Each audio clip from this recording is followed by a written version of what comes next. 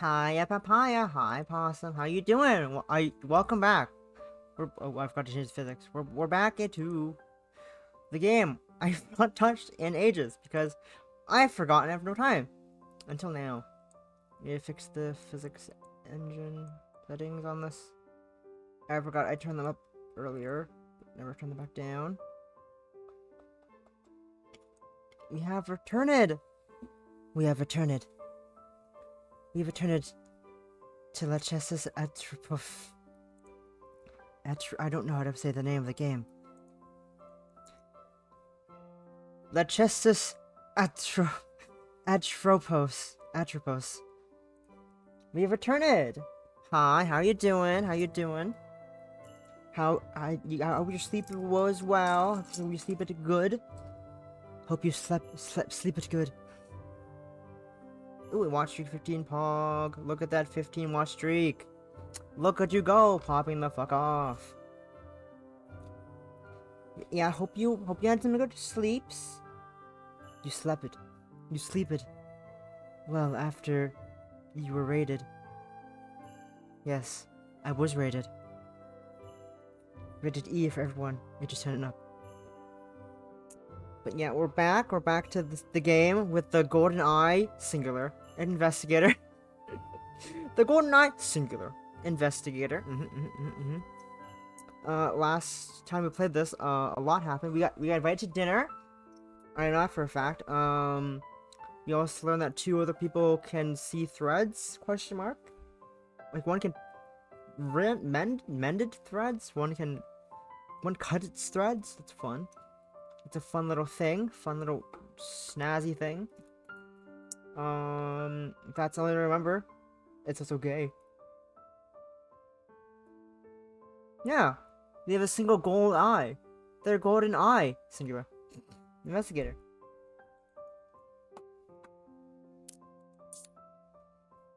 What last time?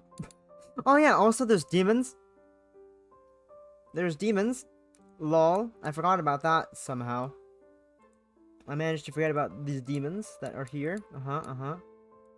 What else? We went to the bath. We took on many baths. And we apparently were given a decision. We're asking questions about the sister. Or the father. Your father's So, your mother. Your father's wife. What about your father's wife? My father's wife? You mean my mother? No, your father's wife. What about her? What about your father's wife? Let's ask about your sister's blindness, because that feels weirdly worded, less weirdly worded. Your father's wife.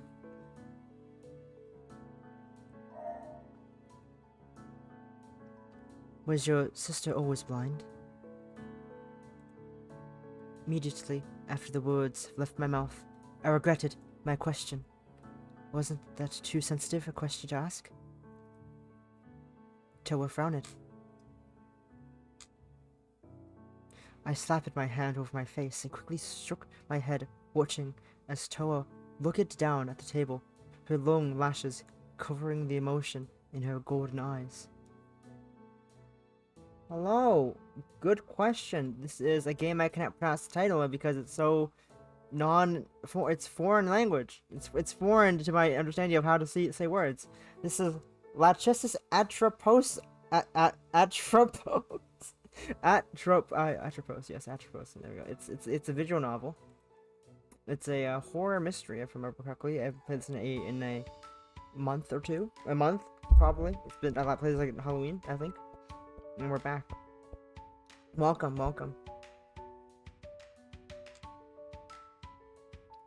No, never mind. Sorry for asking. No. She lifted her head. She lifted. Toa's expression was filled with grief. We used to be able to see. She used to be able to see. We're identical twins, so the color of our eyes is the same, and there wasn't any reason for her to be born without eyesight. She smiled sullenly. Shiki had prettiest eyes because they were always shining. She's someone who gives me hope, not like the stringless god. Not like the stringless god's hope for freedom and salvation, but something warmer that only family can give you. Toa frowned deeply, regretfully.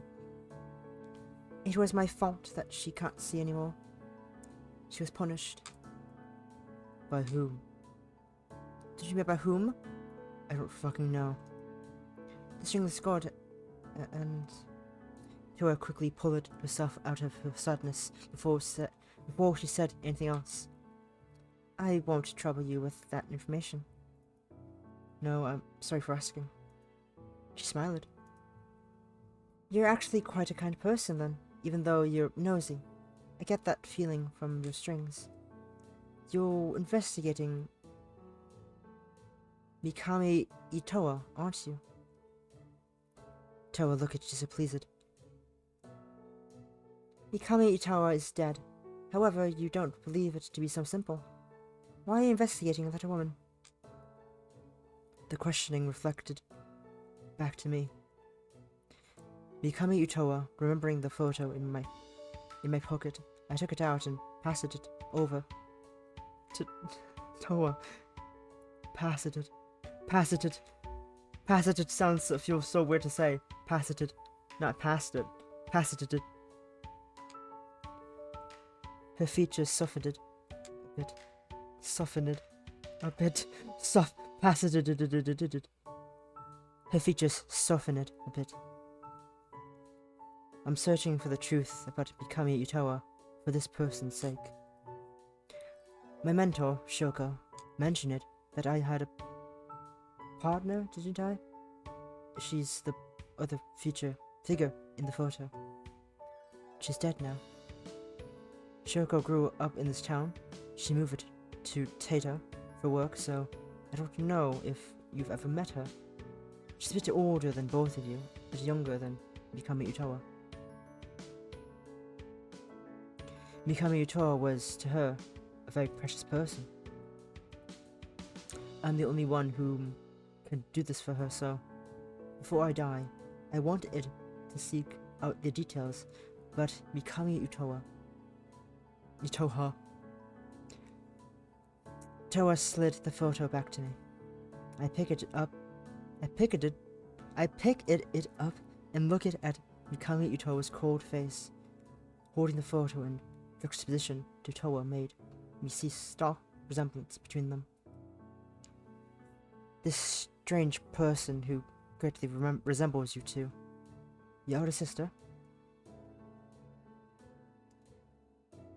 Shoko, I wonder if she knew her. Mikami Itoa had once had a close friend, but Shiki and I didn't know well. Just that there was a person who that woman would talk to. The only external person who she would talk to. Toa frowned. Since that woman never had strings, I didn't know what she thought about her friend. No, maybe they weren't friends, but something else. This was when we were really little and that person stopped coming. But Mikami Itoa really did die, at least as a human. Toa was insistent. Looking into Toa's clear eyes, somehow I knew that she wasn't lying. I see. As we sat in pensive silence, Shiki returned. We finished at dinner. The food got cold as we were too engrossed in conversation, and I mentally apologized to the cook. Looking outside, I found the sky pitch black. I could walk back, but I wondered if I could find a taxi out here at this time of night. Would you like to stay over? I stopped to think for a few seconds before nodding. thank you. If it wouldn't be too much trouble. Toa smiled. We have a lot of guest rooms.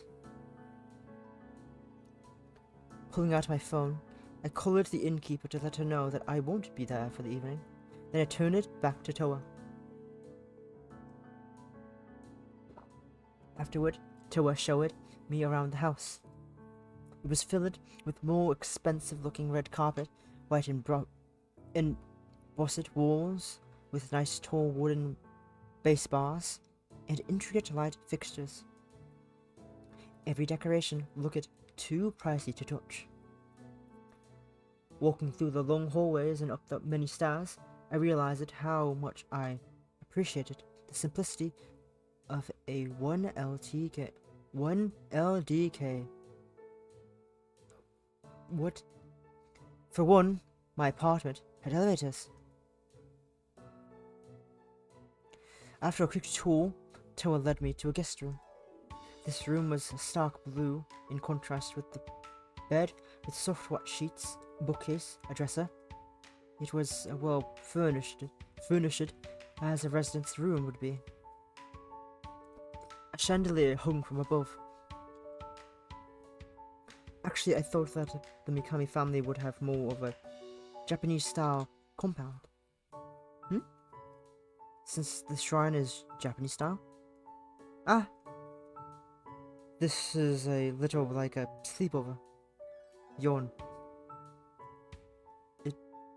I haven't really stayed over at someone else's place my age before.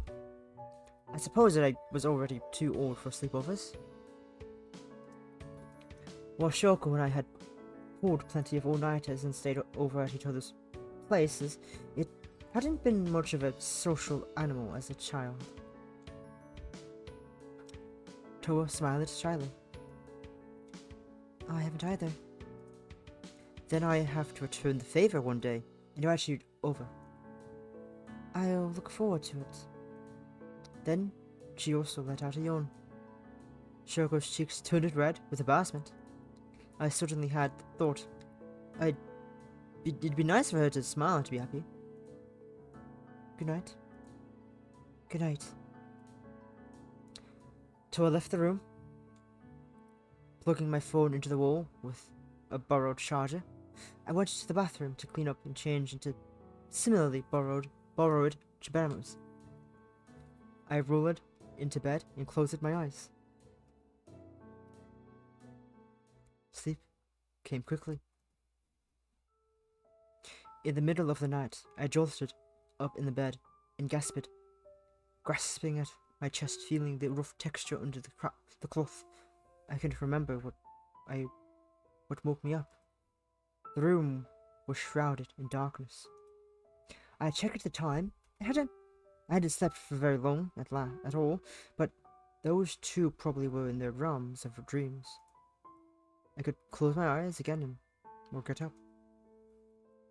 Ooh, choices. I forgot the menu takes ages to open for this game, for some reason. Ooh, we could dream, or we could wonder. These are really good choices to make. Who would we choose to dream or wonder? I'm quite curious myself. Let's go for a little nighttime stroll. I pointed to Toa internally. I slipped out of bed, feet grazing the cold floor as I found my slippers. The halls were dim and silent, enveloped in quietude. Quietude is a word I've heard or read before. Interesting. Quietude. Most of these rooms were unused. I cracked open an unfamiliar door, peeking in and found a study of sorts. It was lined with 4 bookshelves. Any furniture, like desks or stands, was covered with even more books and loose papers. Stacks upon stacks of books covered the floor. I promptly entered. As I did, I nearly tripped over an item on the floor. Whoa! I stumbled for balance, only to step on and slide again on a book sloppily thrown on the ground. Groaning, I waited for my eyes to adjust a little before continuing. The study was dark, so even as my pupils dilated, I couldn't make out much. I felt around for the bookshelves, squinting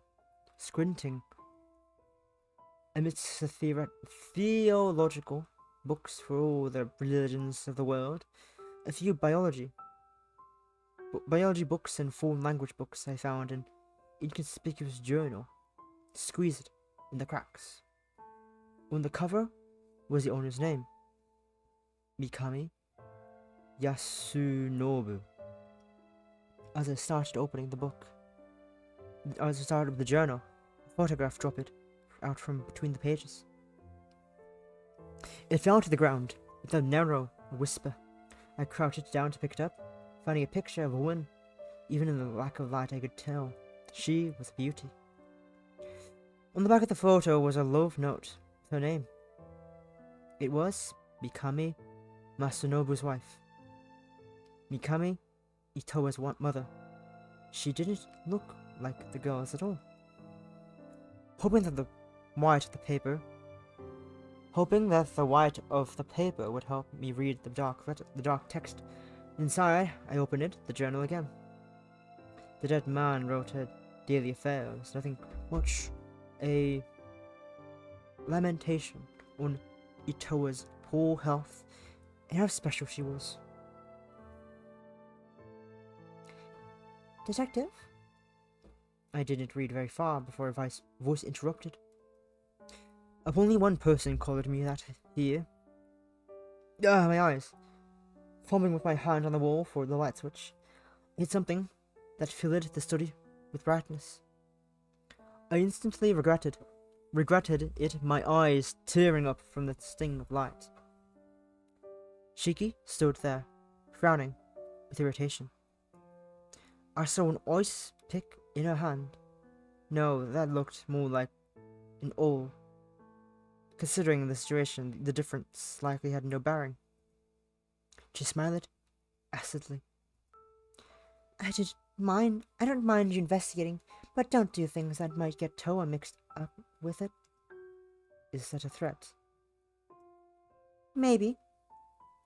Shiki frowned. You see, my sister is a kind girl, but there are terrible things in this town. Her brows furrowed with anger. Shiki lifted her hand to throw the awl. I squeezed my eyes shut, raising my arms before my face. How in the world was she going to aim that thing when she couldn't see? Thunk. Hearing the sharp sound beside my ear, I turned it to see the tool embedded in the spine of a book. You shouldn't throw that type of thing at people. Shiki smiled. I know. I suppose I missed.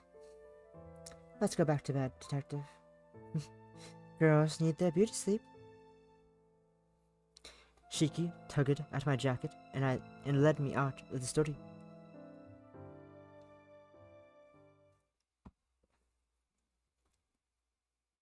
Returning to bed, I had trouble falling asleep, but eventually, morning came.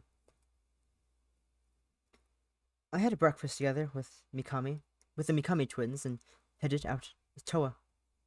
Toa informed me that some members of the shrine were finishing that last-minute preparation for the thread-cutting sword dance tomorrow. Chillers.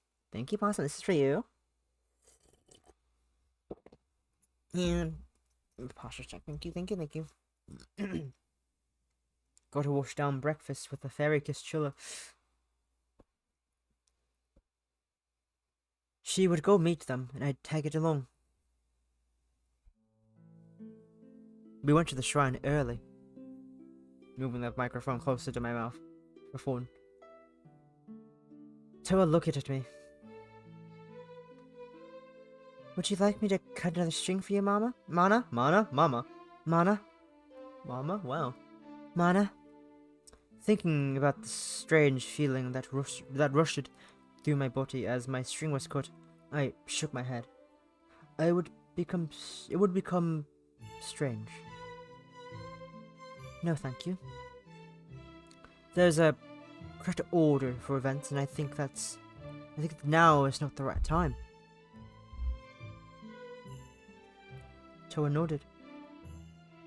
Before long, a handful of townspeople gathered at the shrine.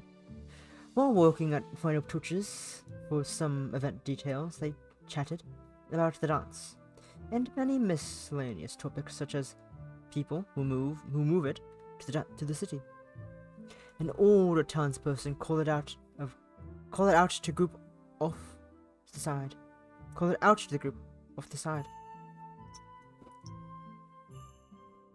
They approached it, a squad of monsters, dripping red and black, bursting out of the human bodies in broad daylight. My shoulders straightened, and my body froze, but no one else was reacting. Drip. What's that? What was this? Reality? Was this reality? Was this an illusion? Was this real? Stop looking at me like that.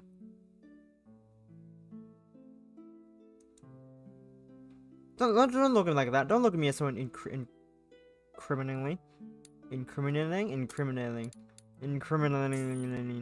reality. This has to be real. I wasn't such an insecure person that I'd doubt the eyes that I built my livelihood up upon. What a terrible thought. How was I supposed to deal with monsters that only I could see? Incriminamone.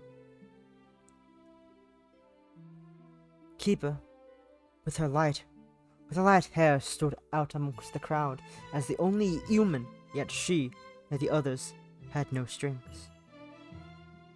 She looked to me with her floaty gaze.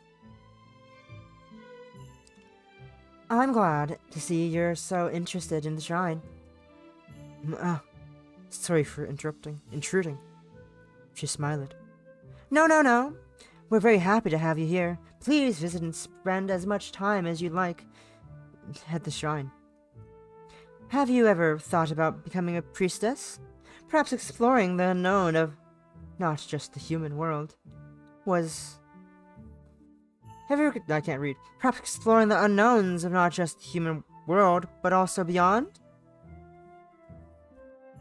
She gazed hungrily at my eye. Plural, apparently. Your eyes are also special. They're wonderful. Everyone paused to stare at me. At my left eye. Even Toa. That winked my right eye.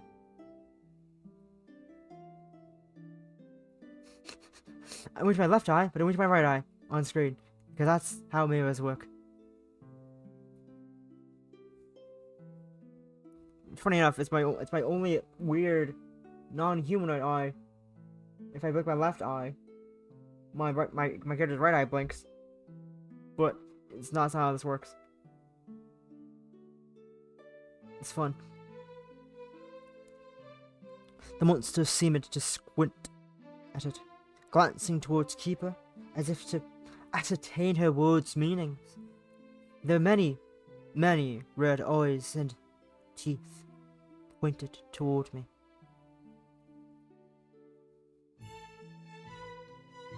Our guest does have a golden eye. Maybe that's a blessing from the stringless god.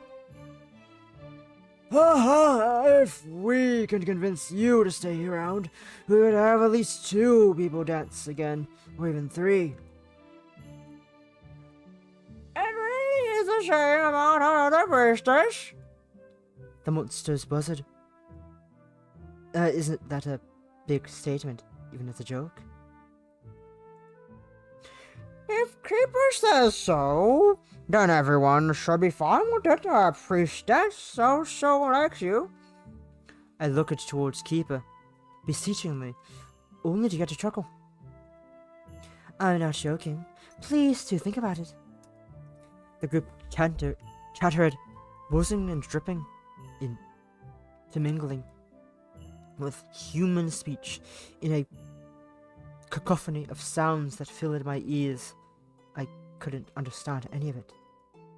Keeper clapped, interrupting the noise. You know what? Let's get comfy.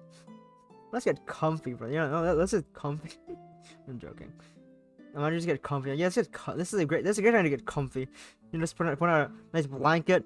You know, it's nothing weird and unsettling. It's a very comfy situation we're in right now. Clearly. It's very comforting. What's 5 do? Oh, that's what 5 did. Mimo. I remember what these keybinds do. Oh yeah. I have a flower count keybind. Mimo.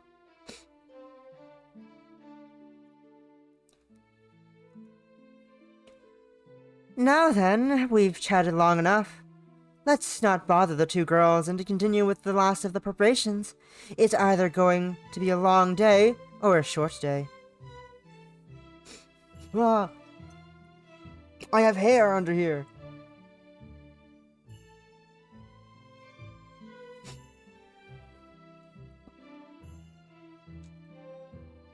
Keeper grinned. Oh, she's bald. I could be bald. It's a toggle. Bald is a toggle. I don't have a keybind for it for obvious reasons, but it's a toggle that was given to me. I'm not doing it though. It's cursed. I don't like it.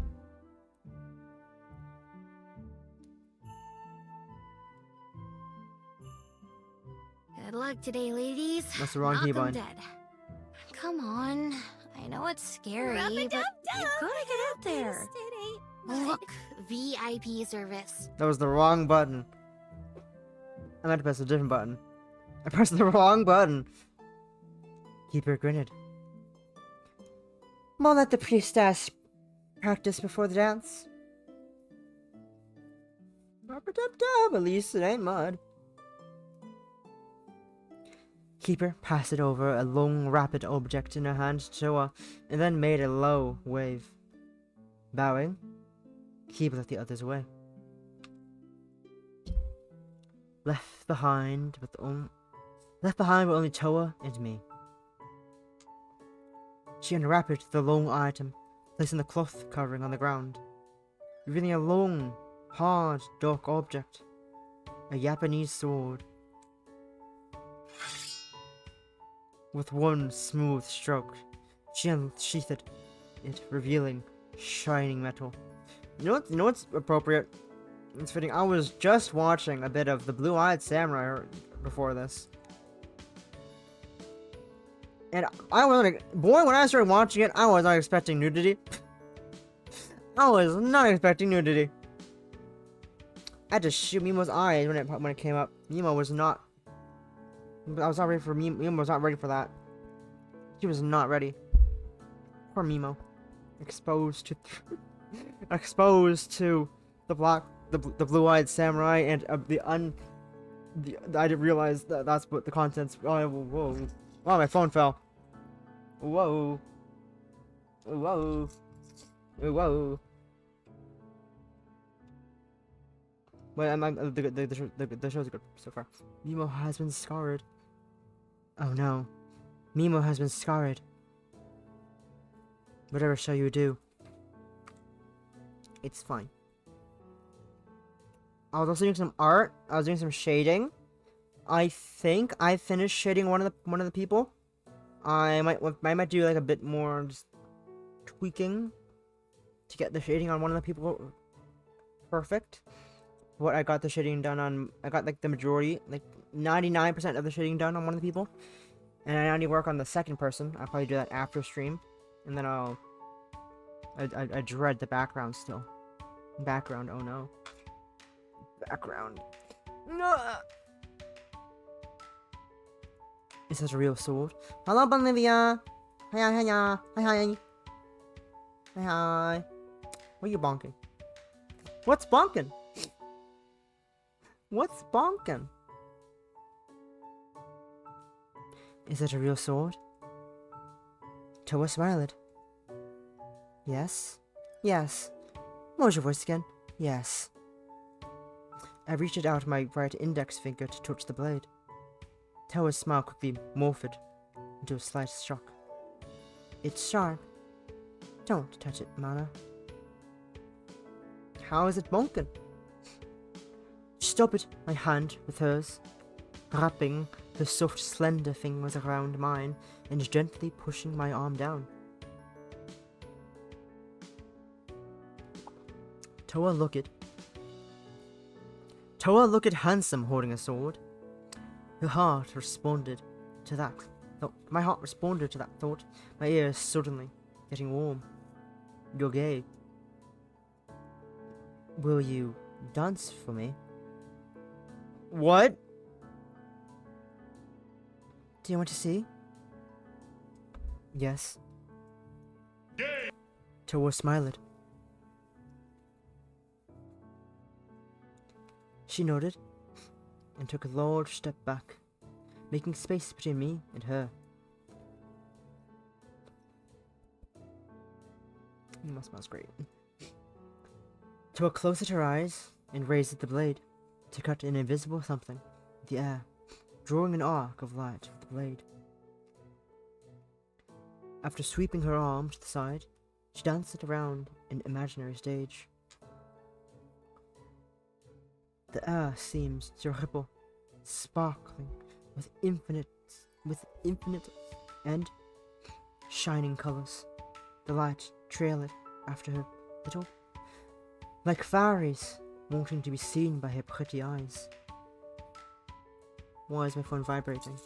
What's happening?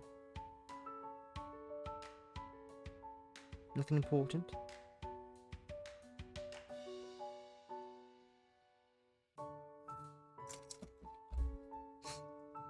Her cutting movements came with not one hint of violence. I know it's a busy day. Well, good luck, Olivia. Thanks for stopping by. Good luck at work. Flying around the stage with soft footsteps, Toa showed me a dance of graceful swordplay. All invisible things were cut, a radiant blade. She glowed. If the world ever extinguished this light, the world was wrong. Transient, the dance ended as soon as it started. Toa slowed her movements, raising the sword to the sky, as if offering light, and lowered the blade, sheathing it. Toa walked toward me again. She looked a little sad. This dance should be for two people. Ever since Shiki's, we modified it. What does the other half look like? She took my hand in her own. Toa softly smiled at me. It should be like this. It should be like this. And led me. I stumbled into the steps of the choreography. We spun and danced across the imaginary stage with the sheathed sword nestled between her and my hand. She looked in my eye, her smile making my heartbeat quicken. She and I cut invisible things with a sword that could not cut, a sheath that was not sharp. Yet our movements still glittered like droplets under the sunlight. I saw imprints of strings. The strings of the world, colors that made me abruptly think, this world was beautiful. Had this world always been so wonderful? I didn't know when we finished it. If only I had had the chance to see both priestesses perform. Afterward, Toa practiced some more. I lost track of time. Toa looked at me seriously. I have something to show you. I'll show you, Mikami Utoa. Her voice went very, very quiet for the last two words. Eh? Without saying another word, she led me around the door I saw on my first day. I'd really forgotten about it. At that time, unable to uncover its secrets. Oh, we were here a lot. We were here before. Last time we were here, we died.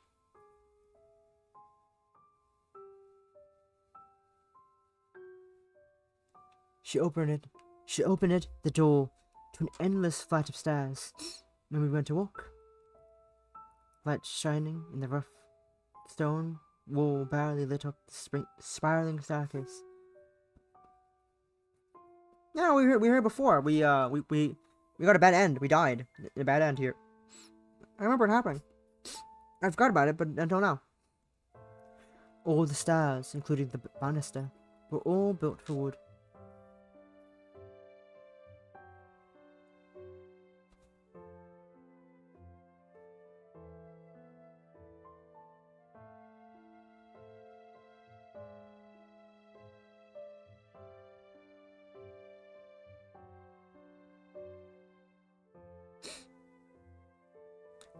The look. The look.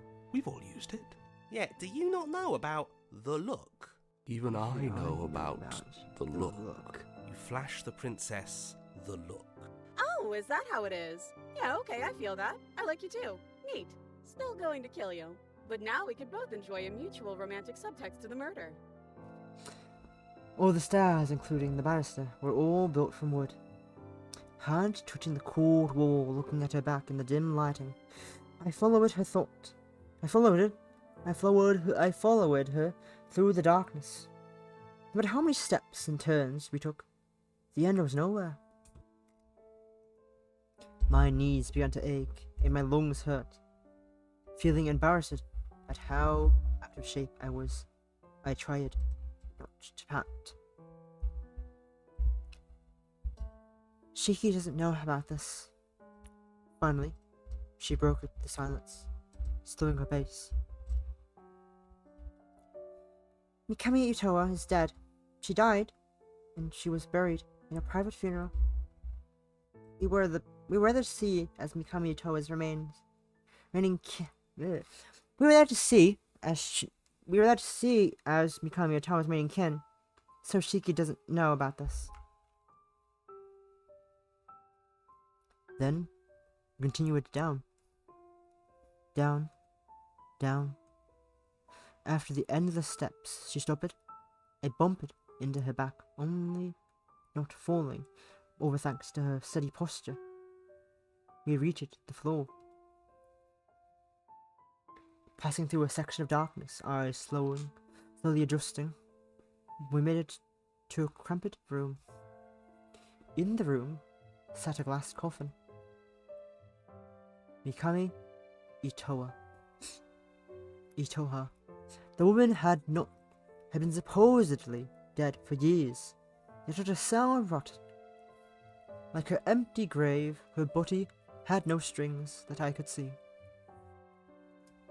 She was wearing a long white dress.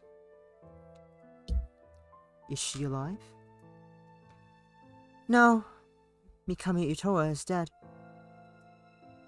Toa traced her hand over the glass, and then retracted it as if touching something disgusting.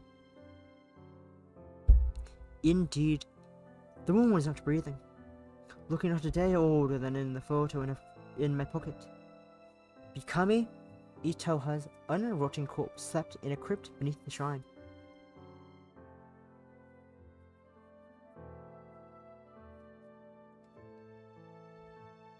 But how? It's not scientific for a body to not rot. There are scenarios where they can be preserved. Well, but never like this well. What is Mikami Itoha? Shoko, you really did it this time. Mikami Itoha was dead. Mikami Itoha was not dead. What a thing to say to Shoko's grave. I found the person Shoko had been searching for But this wasn't a satisfying conclusion. Deflated,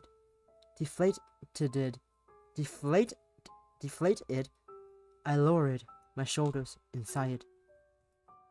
Case closed? No, but I didn't know if I could find anything more. Thank you, Toa, for showing me this. I'm not sure what to say. No. She paused, only staring at Mikami Utoha. That's alright. Mikami Utoha is my mother. The woman who gave birth to us, incubating ourselves with her cold body and forcing us into the world. If that can be considered a mother. We are children of a holy woman. That was what both my father, her father, and Keeper rejoiced. Do you think that such a child like us are unnatural, Mana? I looked at Toa and took her hand, her warm and soft, shaking hand. No, you're a perfectly normal human being, not anything more strange than me or anyone else. If we're talking about unnatural, shouldn't it be something more absurd like Susanoo, Amaterasu, and Tsukuyomi? Or the Greeks born from foam in foreheads? That popular savior figure in the certain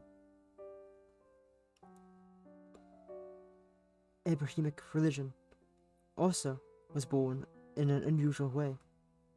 A pretty girl out of a sleeping beauty isn't so bad. You're prettier than her, though.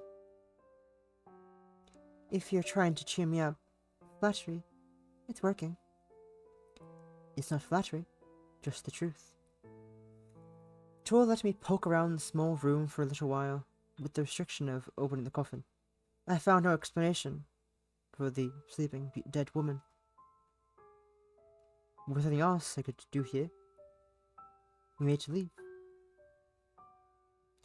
No elevator in sight, we trudged all the way back up the stairs. I never wanted to lift my feet back and forth again.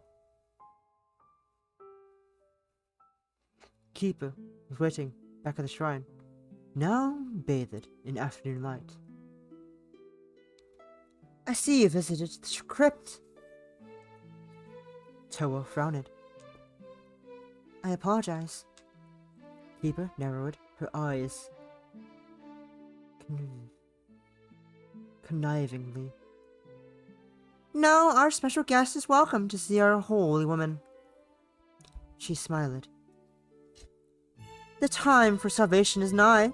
The dead will be returned, and everyone will become free with the greatest blessing of the stringless god. I'm happy you can get closer to all of us. Shirasaki Mana.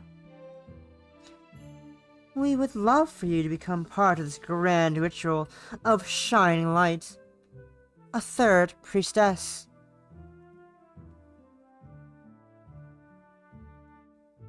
Toa seemed conflicted, maybe even displeased. I had no idea what Kiba was talking about. Yet a part of me believed in what she was saying, that a stringless god existed, that it could be worshipped. What exactly was salvation? After all, these strings must have had meaning. I'm sorry, I'm afraid, just a tourist. Keeper continued, smiling despite the rejection. My invitation is always open. She turned it to leave. Have a good evening, the two of you. Tomorrow will be a good day.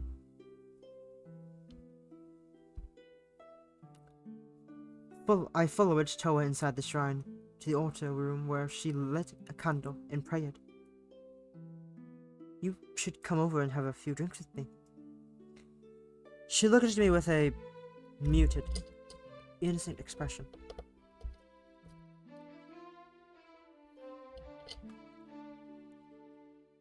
Sure. Do you drink often? She shook her head.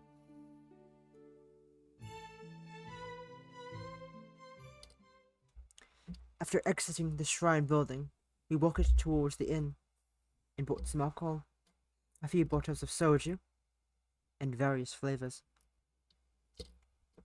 Whoopsies. I just found out I could take the straw out of the Fairy Kiss chiller. I don't think I'm supposed to be able to do that. I just casually pulled the straw out of the Fairy Kiss chiller keychain without realizing it was possible. It's not supposed to happen. I pushed it back in though. It uses friction to not fall out. Fun. Night had fallen.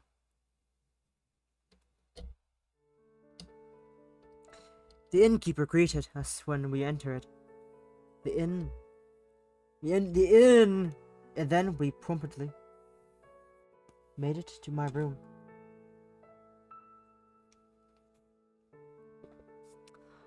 Letting Tor have a seat, I set out our spoils. I asked her to choose a bottle. She pointed, at random, to a bottle of peach soju. So I cracked it open, poured her a cup. She poured me a cup as well. Cheers. Tor repeated after me with less energy. Cheers. She looked at me curiously. What for exactly? A case close it? I just wanted to get close to you, Toa. Toa smiled. I also want to get close to you, Mana. We drank, chit-chatting just about random topics. I noticed that at times we would simply raise the cup to our lips and sip if she didn't have anything in particular to say. How do you like the flavor? Her face was a little flushed. It's like alcoholic juice. Does it really have a 25% alcohol content? She happily smiled. Maybe it's a little similar to soju. I like it.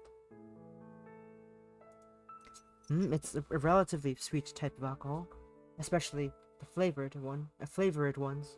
I'm particular towards it since it's easy to drink with other people. Yes, easy to drink. Me who has fun with 5 shots, and I'm like, yes, I have a headache now. Yes, 5 of the soju. I have a headache now. I wanna sleep.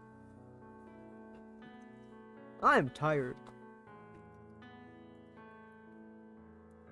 Umeshu and soju are nice too.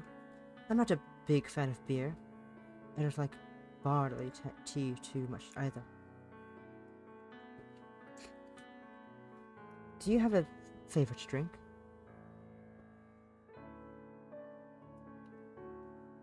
Toa seemed unsure. I don't know. I don't drink enough to know. I've only had the type that you can find with kanji scribbled all over the bottles. Even though your house is like that? She affirmed with a smile. We crack it open another bottle. This time the flavor, yogurt. This time the flavor was yogurt. Yogurt flavored soju.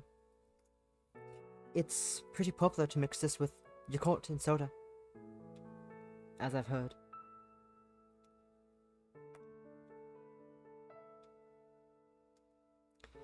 Toa was curious. Why mix? Why mix? Because it tastes good. Duh. Why else would you mix drinks? Would it taste horrid? Rancid? bizarre. Sipping my yogurt flavored soju, she leaned on my shoulder and gazed at my face with a mysterious expression. Yummy? Yummy? Yummy? I wondered how she would react to whiskey. The first time I tried that mysterious golden drink, my tongue felt like it was on cold fire, compared to soju, which went down like water. That drink packed up. It goes down like water? Wow, you drink it a lot, I guess. Apparently, I made a funny face that Shoko wished she'd recorded. Are you drunk? I know, right? It went down like water. No, whiskey. Ugh, disgusting. Can't have whiskey. Fucking disgusting, that ain't it? Mana, are you okay? You drink. It goes down. Soda goes down like water. Do I still have the soda in the fucking fridge?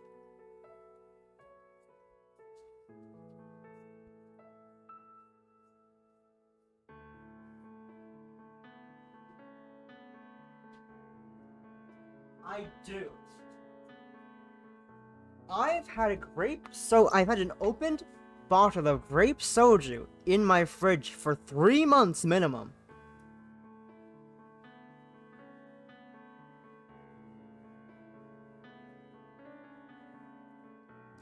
I've had several shots of soju for fun. It was a time. I've gone through at least 3 bottles in the I bought it very rarely. I don't drink very often because I don't have a reason to drink. I drink on special occasions. I drink once for Halloween, I think. Not this Halloween. That's last year's Halloween. And I've had a bottle of, I think it was the grape soju. It's been opened. I've had like 2 shots or something. I had like 2 shots with Rat for one time for fun when she was doing a drinking stream. I think just for fun. I was in chat.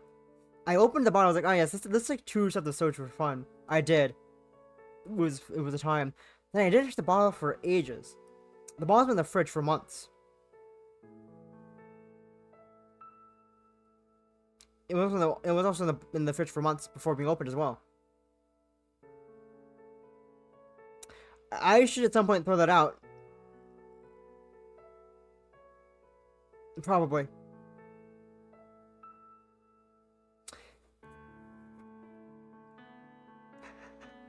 Probably. I'm pretty sure it's been there for months. Yeah, I want to go. Does soju go bad? Does soju go bad? Commercial produced soju usually has enough preservations to last a lot longer, but the flavor might eventually start to fade. The traditional style of distilling soju will never go bad because it's just alcohol and water. As always, if the taste seeps off, it is time to dump. Of course, if the taste seems off, it is time to dump it out.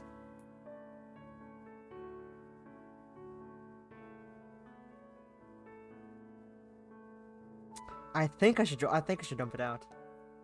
I think it is time to dump it out. Because when I tasted it last time, it tasted a bit weird. But then I never had grape soju before. I don't know what grape soju is supposed to taste like before. No. Soju does not expire for opening. There's nothing soju that can go off because it's a distilled drink. So, much like vodka or gin, does soju expire? Like, for those unfamiliar with the topic, soju is a distilled liquor that is made with rice. It's a staple with Korean cuisine, and Korean love to drink it on the weekends. It's also a particular drink outside Korea. Popular drink outside Korea. Does soju expire? I'm sorry, soju normally does not have an expiration date. You'll notice on most bottles, the soju you pick up, there is no clear marked expiration date. Sometimes you'll see a date printed on the bottle. However, don't be fooled. This is the date the drink was bottled. This is printed on the bottle for quality control purposes. For example, the brewery might not need to identify bad batches that were made in certain days. It's soju to drink because the ingredients are simply grain, ethanol, water, and flavoring. There's nothing in soju that can go off. It's been like you pick up a bottle of whiskey or wine. There's no expiration date on those either. But you may be thinking that the drinkability of the wine depends on how long we've left it for. Is soju the same? You know the answer to the question, can soju expire? It's important to know how long you can keep soju. Very more to find out. How long can you keep soju? As we established, soju to go off. It's gonna be, if you want, you can keep there for as long as you like, because there's no expiration date. Nothing in the drink can go bad. It's essentially indefinite shelf life. Though if you have soju available, I'm not sure why you wouldn't want to drink. Although, if you have soju available, I'm not sure why you wouldn't want to be drinking it.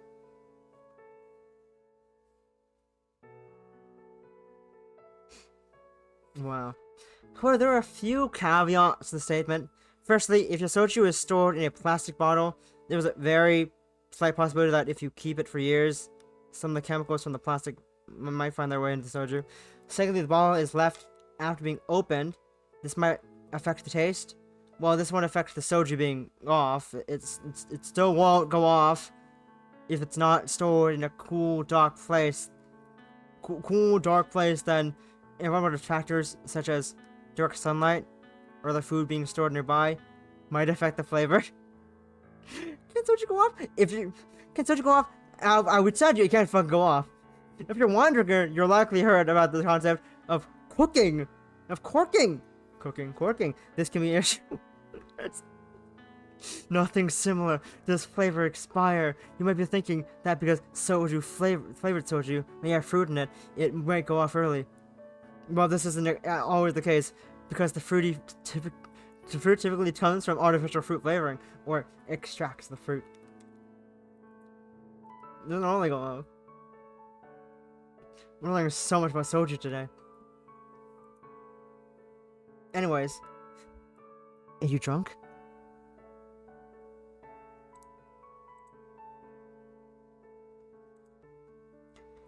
Toa pouted. No, I'm not drunk. Toa buried her face in my shoulder, and then peeked at me again. However, she seemed upset that I was still looking at her.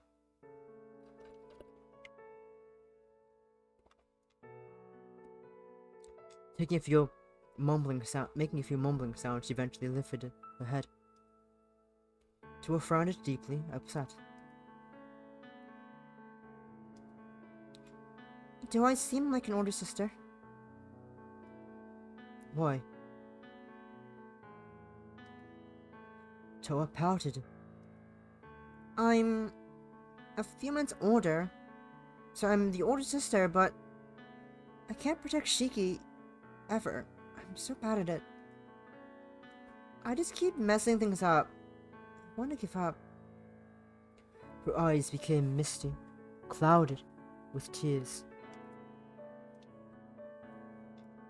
I just want her to be happy. I don't want to be left alone. Her mother's not human, and her father was just name only. I don't think she wants to be protected by you. Toa became insistent. But I want to protect her. Anguish filled her intoxicated features. It's my fault that she got hurt. She can't see anymore. She's my precious little sister. I don't want her to be held down by fake strings. I want her to be safe, but what if she's right? What if it doesn't matter if I'm choosing the wrong choice? Because even if we're not free, we can still be sisters. Is Shiki happy? Do you think she hates me? No, there's no black strings between you two. She seemed hesitant. Can I trust you? Well, I like you, so I'll trust you. Don't betray my trust, Mana. Toa tugged at my jacket, sleeve and narrowed her watery eyes. She pouted. Or else I'll puke on you.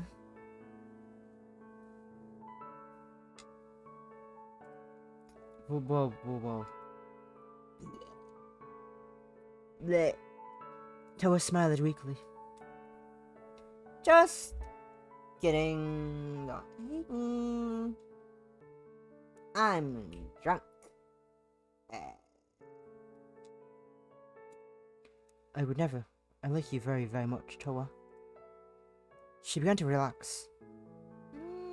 I don't like when you call me my name.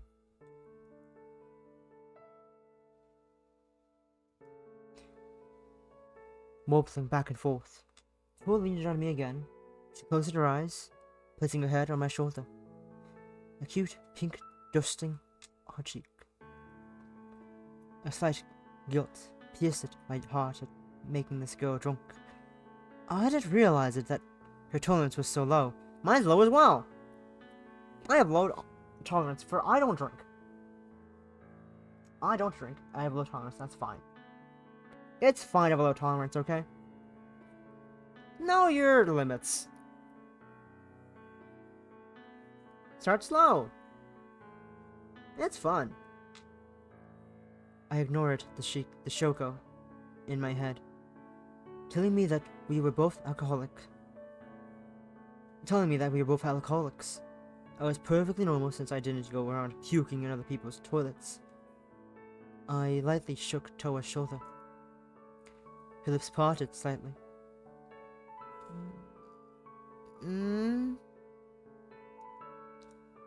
I ascertained that she seemed alright. Teary golden eyes gazed toward me, shaking as she nodded slowly. Do you want some water? I got up, gently moving her hands as she had wrapped around my arm. After pouring her a cup of warm water, I returned to my seat beside her. I held up the cup to her lips to help her drink. After having some water, Toa closed her eyes and cuddled against my shoulder again. Somehow, I managed to get her into a futon. She'd catch a cold if she fell asleep on me. I was such a cold person that I'd seep away her warmth. Brushing her hair out of her face, I pulled the covers over her body. Good night. She was very cute. I noticed that her expression appeared much more relaxed as she slept, breathing softly. She must have been thinking a lot.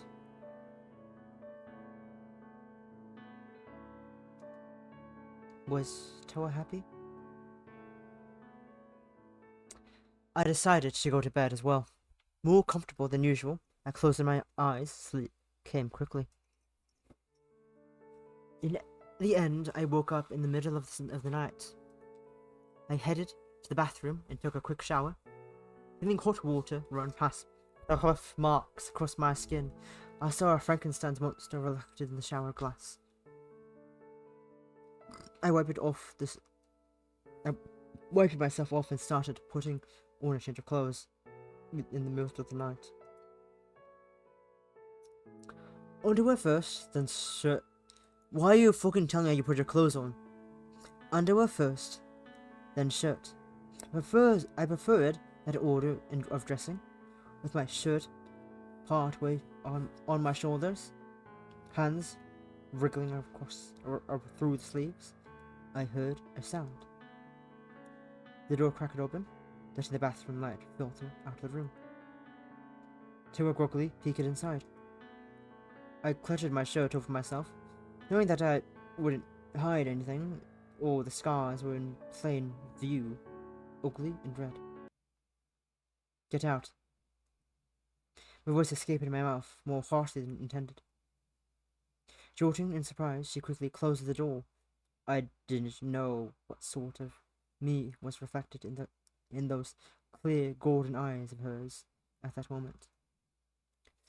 I promptly got dressed and exited the bathroom to find Toa. She frowned, apologetic. Mana, I'm sorry you had to see that. I should apologize for forgetting to knock. No, it's alright.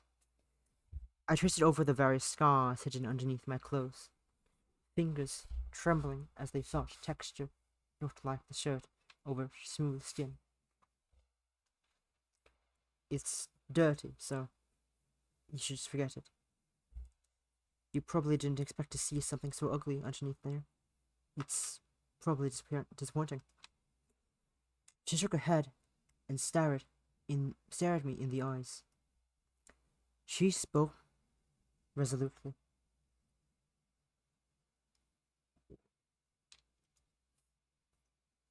Mana, you're beautiful. You have beautiful, shiny eyes.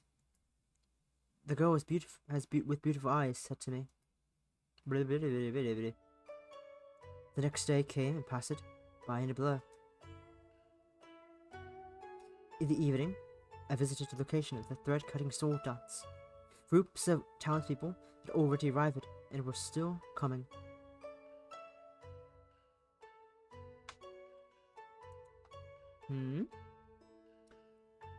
Toa has queen eyes. Pray tell, what do you mean?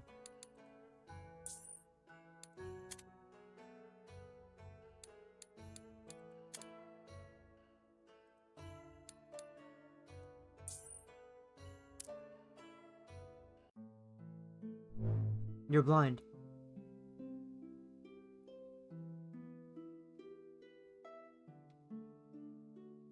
Right there are the pupils. Also here, and here, and here, and here, and here, and here, and here, and here, and here, and here, and here, and here, and here, and here, and here.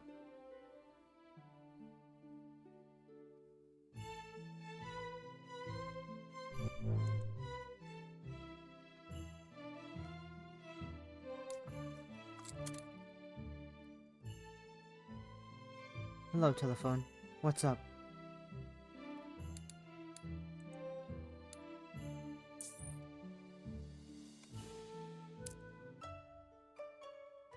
In the evening, I visited the location of the thread-cutting dance. Groups of townspeople had already arrived and were still coming. Not a meowdy! Not a meowdy! Guten Morgen, then.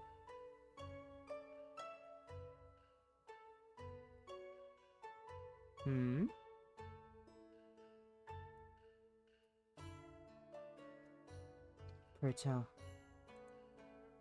What is the mouse linking onto this board?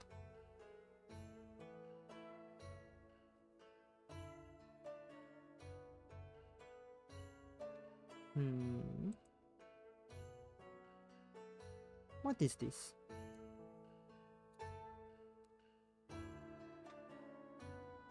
Oh, eye tracker.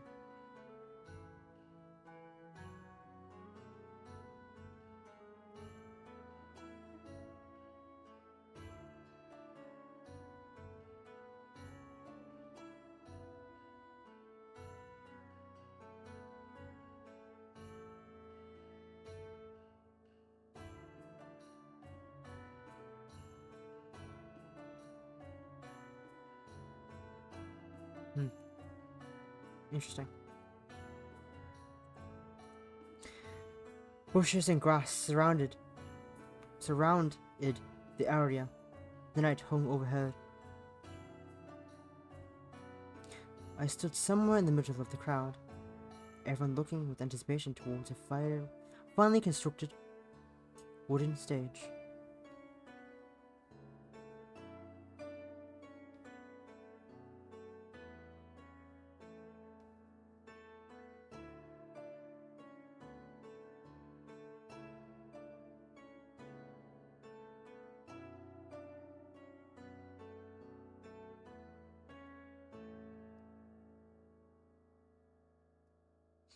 It was massive, with strings of various colors tied around the wooden posts and decorating the edge.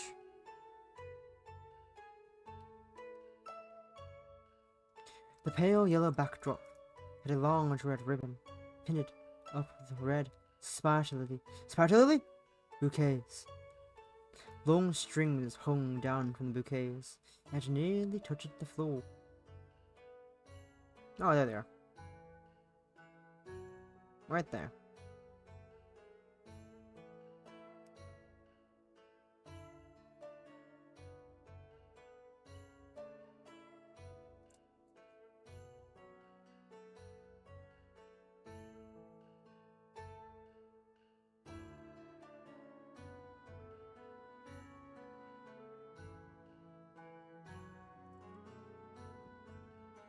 Who dying? Who dying? Where the lesbians dying? Who's dying? Who's getting their nails plucked out? Who's breaking their bones? Who's Mugen? Who's Chisatoing?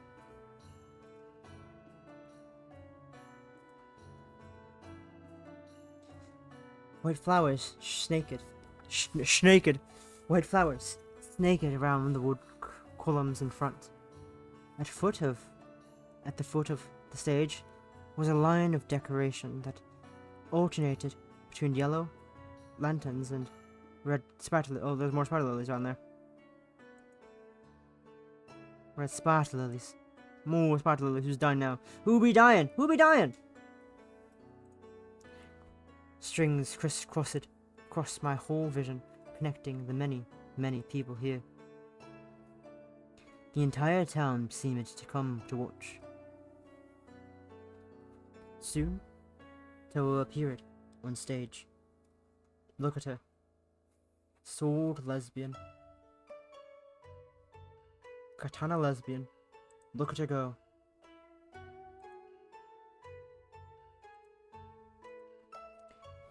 She wore a long red kimono, sleeves tied up with white tasuki. Her simple white obi trailed behind her with many ribbons. A white bandage was tied around her left ankle, and she wore black zori sandals. Toa began to dance. Holding a sword in her hand, she swept the sword through the air, not too fast, not too slow, as if offering a light of good. The air crackled with infinite colours, leaving everyone enraptured. All chatter disappeared. I could take out my phone and record, but I didn't want to gaze at the scene through a camera. My eyes, mismatched and strange, were fixed on her figure. She danced across the stage gracefully, steps making not a sound even in the silence of the crowd's bated breath. With that sharp blade, she cut invisible strings. She was like a fairy and sparkled. To think that such a beautiful person with such beautiful movements existed in this world. I liked her very, very much. Not just her outside, but also her heart. Then I saw them. Although string hung taut in the air, a nearby section of the crowd had nothing but monsters whose many, many eyes gazed at Toa. Hey you, who are looking at the scene right now. The dripping... Hey you, the one looking at the scene right now. The dripping black and red, the empty space with no emotion. It's unknown that made my heart scream in pain. Hey you! Hey, you were looking at the scene right now. What? Huh? Did monsters really exist in this world?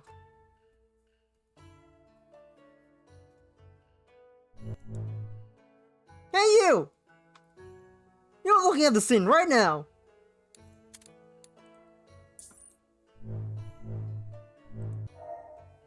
This was reality. What do you think about her performance? Shiki's voice interrupted my unease of the monsters. Noticing my body move as I turned it to look at her, she quickly tugged at my jacket, pointing to her sisters on stage. Toa danced, sword in hand, slight upon her body, shining. Beautiful. She's beautiful. That's a given. Her movements gradually slowed, as if she were offering her radiance to the sky. Her eyes seemed to meet mine, warm like the sun even in the night. My chest ached with reluctance for the dance ending. The crowd applauded vigorously. Shiki watched on with a hint of sadness. I clapped and wondered if Toa would ever be able to notice the sounds of my hands. I wanted this moment, the night lit by her, to last forever. From the way that my heart fluttered, I knew that my ears must have been quite red. Shiki pondered. You really like my sister. She smiled. You see, you're kind of obvious, detective. Shiki reached out onto the air, fingers running along the invisible line as Toa on the stage exited the performance section to the hidden back. Taking the end of my jacket's self-belt in her hand, Shiki led me away from the crowd. Toa, congratulations! Toa smiled at us. Shiki, Mana. It was a wonderful performance. You were very pretty. Toa blushed. Hi, welcome, Fauna. Welcome. We're loving women. Even though there's monsters around, we're loving women. Thank you. You came to watch. Let's go together. At her cue, we headed to the shrine. Entering the building, we arrived at a familiar room with an altar. Toa struck the match, lit the candle, and prayed. Allow me to be the first to say, Hiya, Papaya. Hiya, Papaya, back at ya. Thanks for the follow. Hi, welcome. How you doing? Welcome. How'd you find me? Probably. Actually, no, that's one question. You probably looked at the category. I don't know. How's your day, man? Thank you. Welcome. It's getting dark outside. Lovely. Perhaps even the flames were excited at her wondrous performance, as they flickered more than usual tonight, bringing about a haze in the room.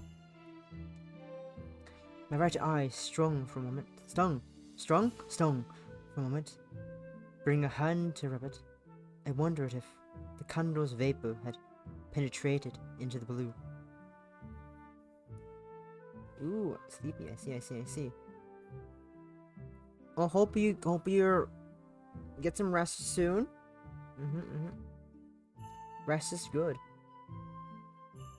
What type of candle is this? A sense of deja vu washed over me. Just as soon as the haze appeared, it disappeared, leaving but a whiff of sweetness on my nose. Toa responded, plainly. The candle is just a symbol of light. It's not a special candle? Shiki grinned. It's a symbol of light. A symbol of light means that it's any random wax candle that can be lit. The matches are also normal matches. Sorry to disappoint, detective. Ah, no, I was just curious. I blinked away at the blast of the fog in my eyes. And then I saw strings. The myriad of colors burned themselves onto the world, connecting people just like the black strings of hate, thin and thick. They gave me a slight headache, as if I noticed a special string between me and Toa.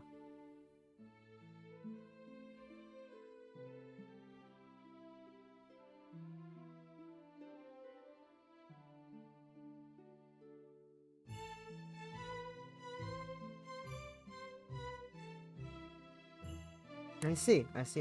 Cool. Love that. That was very calm. I was like, where's this going? Where's that chat message going? Fun. Well, welcome. We're your stay. We're just doing visual novel stuff right now. With our horrible voice acting. And our horrible reading skills. After a casual conversation, I parted with the sisters.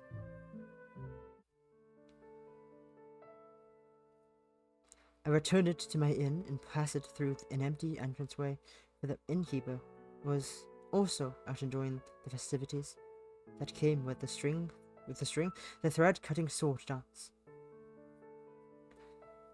I soaked in the hot springs and went through a mundane nighttime habit before rolling into my futon.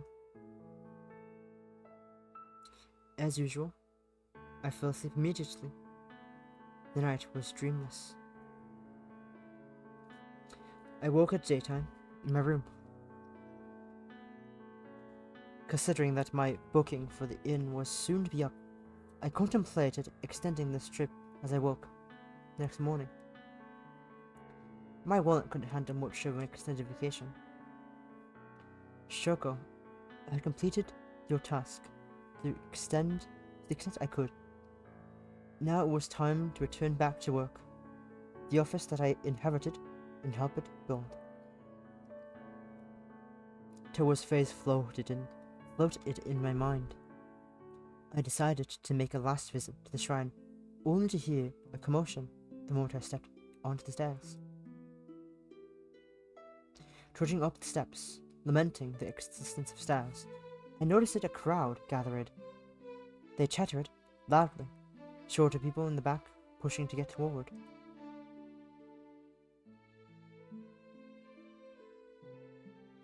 I looked to the front and saw Keeper, and with three very similar people. That was Shiki, Towa. There were Shiki, Towa, both frowning, and as for the third, she had pale skin, black hair, and red eyes that looked a little off. She was dressed in a long white dress, with a single crystal earring in her right ear. Mikami Itoha. Stringless.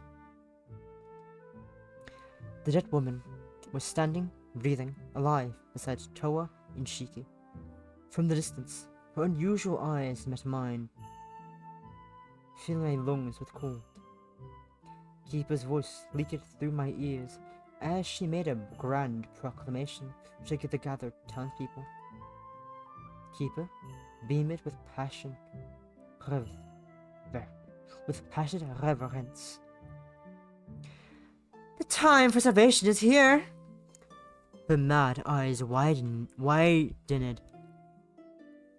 Our holy woman has returned, to us brought back from the dead.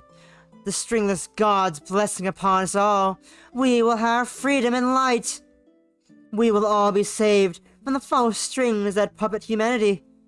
And finally, we will reach the shining world. Each and every one of us will have that which we must yearn for, our deliverance from suffering. Dismissing the crowd, Keeper led the twins away to follow after Mikami Itoha. I kept my eye on them and walked behind them, stealthily. They opened a door in the back of the shrine and descended down dark stairs. I waited. Then I opened the door. The door, which was left unlocked, and started down the stairs as well. After a long descent, I finally reached the ground. I found myself in a dark underground passageway, with rough and old brick walls and flooring. Lights lined the ceiling, while a thin strip of grating lined the floor. There was plumbing pipes here and there. Not too far away was a monster. I pressed myself against the wall, holding my breath so that so as not to be heard. The monster walked away, human body dragging along against the ground as the black and red puppeted. Drip, drip, drip. It must have been patrolling. But for what? Clutching at my racing heart, I shifted my eyes from left to right, and ascertained no monster was in sight. Safe, I was safe to check my most important hint at the moment. Attached to my finger was a red string that surely to affection. That surely of affection, a special emotion. This was connected to Toa. I had to admit that I liked the woman, beautiful woman, but this feeling of like that grew to love was more than just a matter of her outside appearance. She was kind, filled with a softness hidden behind a blunt exterior. She worried too much, but I wanted her to be happy. That was probably love. Even the strings said so. Keeping an eye out for monsters, I followed along the string. I walked through many twists and turns, wondering if the string pathfinding chose a long route. The string led me to a door. Placing my hand on the handle, I found it unlocked and entered. I instantly knew that I had entered through the wrong door.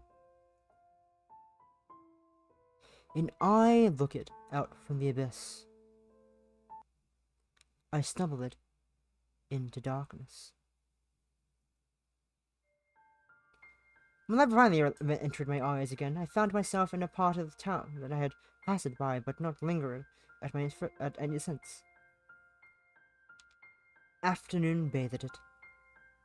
A station. Someone was already waiting there. As my shadow, the shape not quite like your own, with a luggage-shaped shadow companion, approached her. She turned, showing a familiar face. Itoa looked at me. You're late! You're late! Itoa frowned.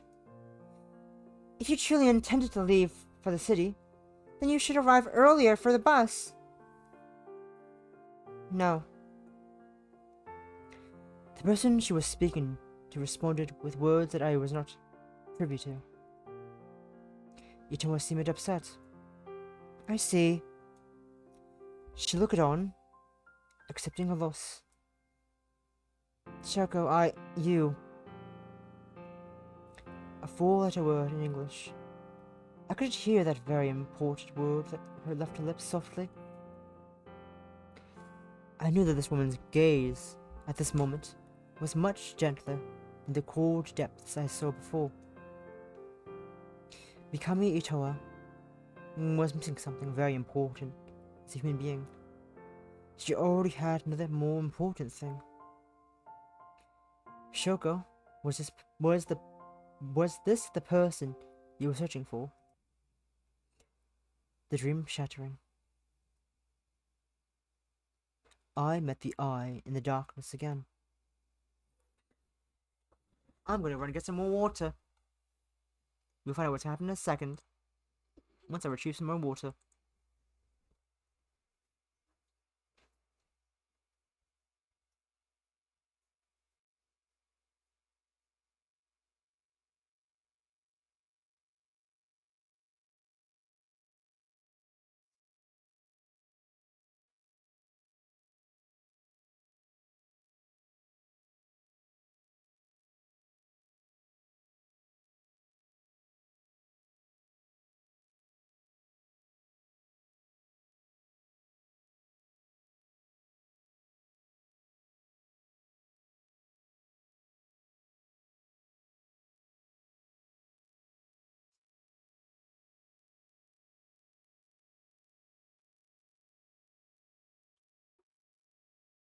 I return it with more water in hand.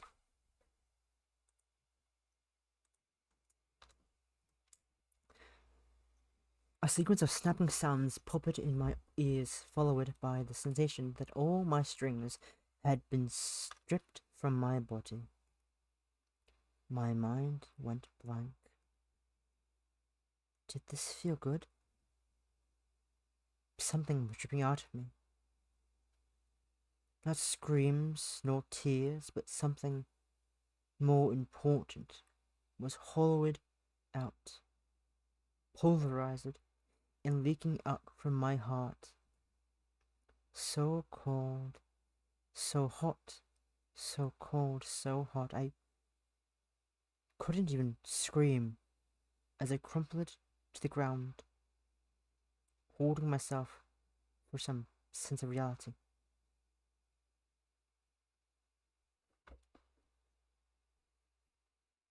My fingers should have hurt as they clutched my arms.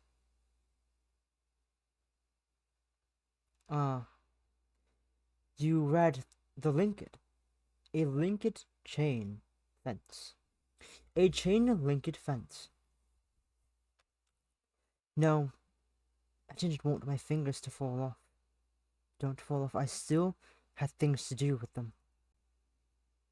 My head rolled to the ground. In my head.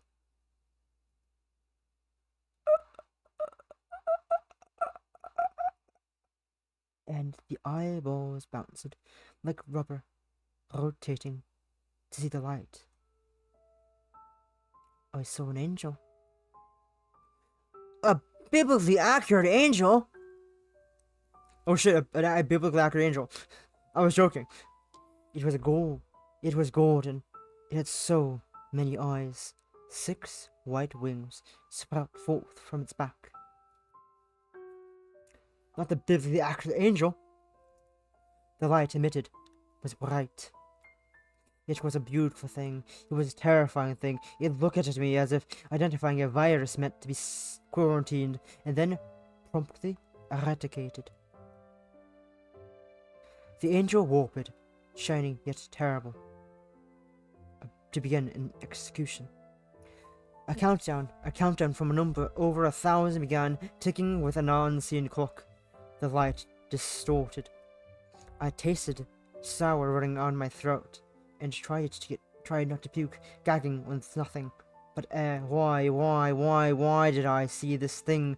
The darkness was terrifying, the light was terrifying, no matter if I opened my eyes or closed them, everything was terrifying. So I couldn't even gouge them out.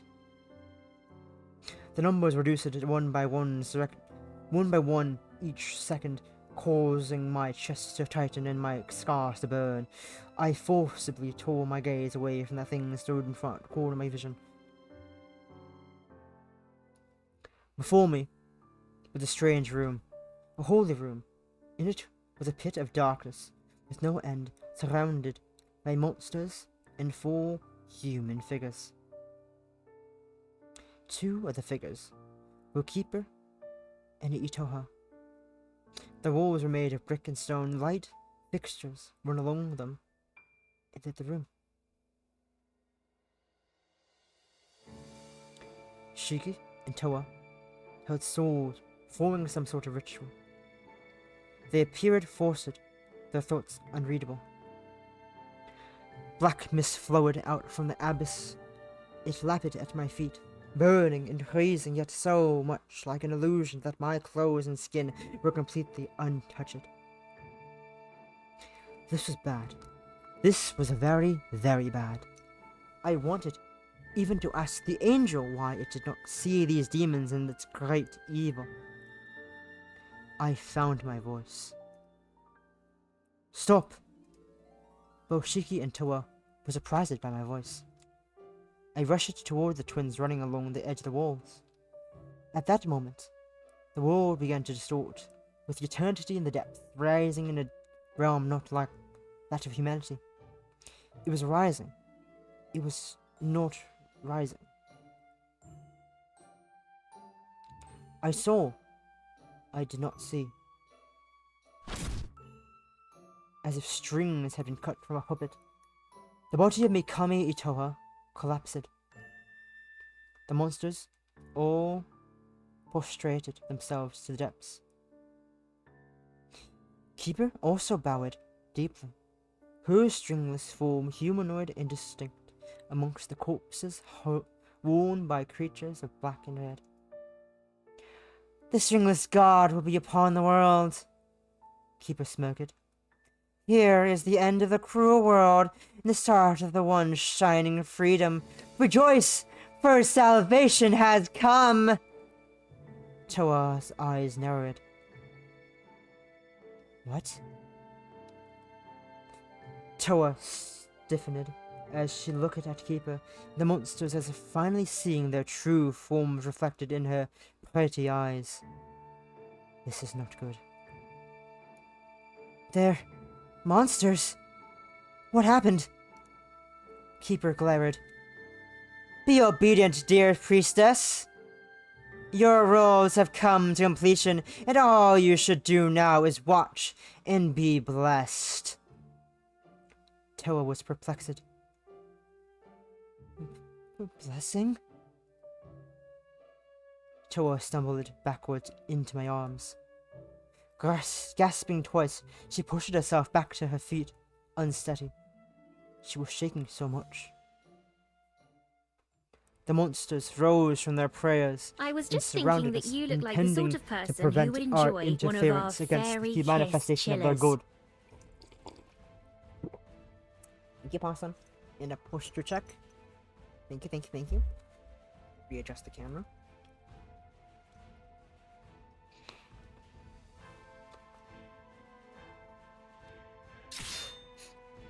Shiki was quickly disarmed with a quick strike from a sharp claw.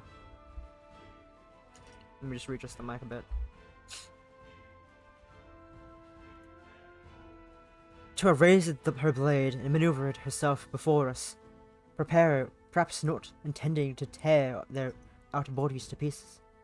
The monsters charged cautiously.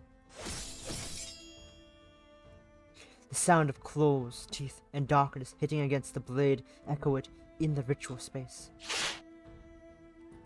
With smooth swordsmanship, Tua parried the monsters and sliced through their darkness, as if it were butter. Human limbs dropped to the ground from their hosts. Her eyes found the weak spots, and she cut through them. However, the monsters landed not just one, but many hits that sent her tumbling back. We were outnumbered. The monsters quickly overwhelmed us, as a well-timed impact sent Toa's sword flying out of her hands. The monsters approached it almost kindly. The twins both filled with despair. The monsters seemed to whisper sweet words of reassurance, but all I heard was a cacophony of noises, buzzing, dripping, and terror. They were happy. What did I care for them? I heard the angel's countdown in my ears. 99. That was it. My life was going to end in less than 100 seconds. Give or take some factors on the speed of the angel's voice. Was I satisfied? Were you satisfied, Mana? Rather than to fall over dead, and perhaps become the shell of a monster as the world turned it to hell, I prefer to spit in the face of this madness one last time. I dashed for the ritual sword in the ground, ignoring the dripping tongue and that grabbed at me. I stumbled and scraped my hand against the ground to take the sharp sword into my hand. Without stopping, I plunged down into the abyss. Horrifying chill numbed my hands, my face, my eyes, my entire body. But I didn't look away, nor did I let go of the sword, gripping so tightly that I thought I'd shatter. I stabbed it into the eye of the god.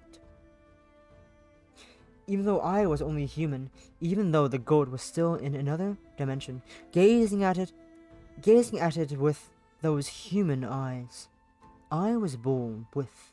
I stabbed it with all my might. This was our world. The light was for us humans only. Don't take away our beautiful world. I cut a string, a thread, one without colors. A painful black burst passed my body as I saw a gate close. The one and only tether between our world and the light this one snapped, as did the sword. Keeper was enraged. What have you done? The monsters howled in anger, but quickly their voices disappeared. Silence.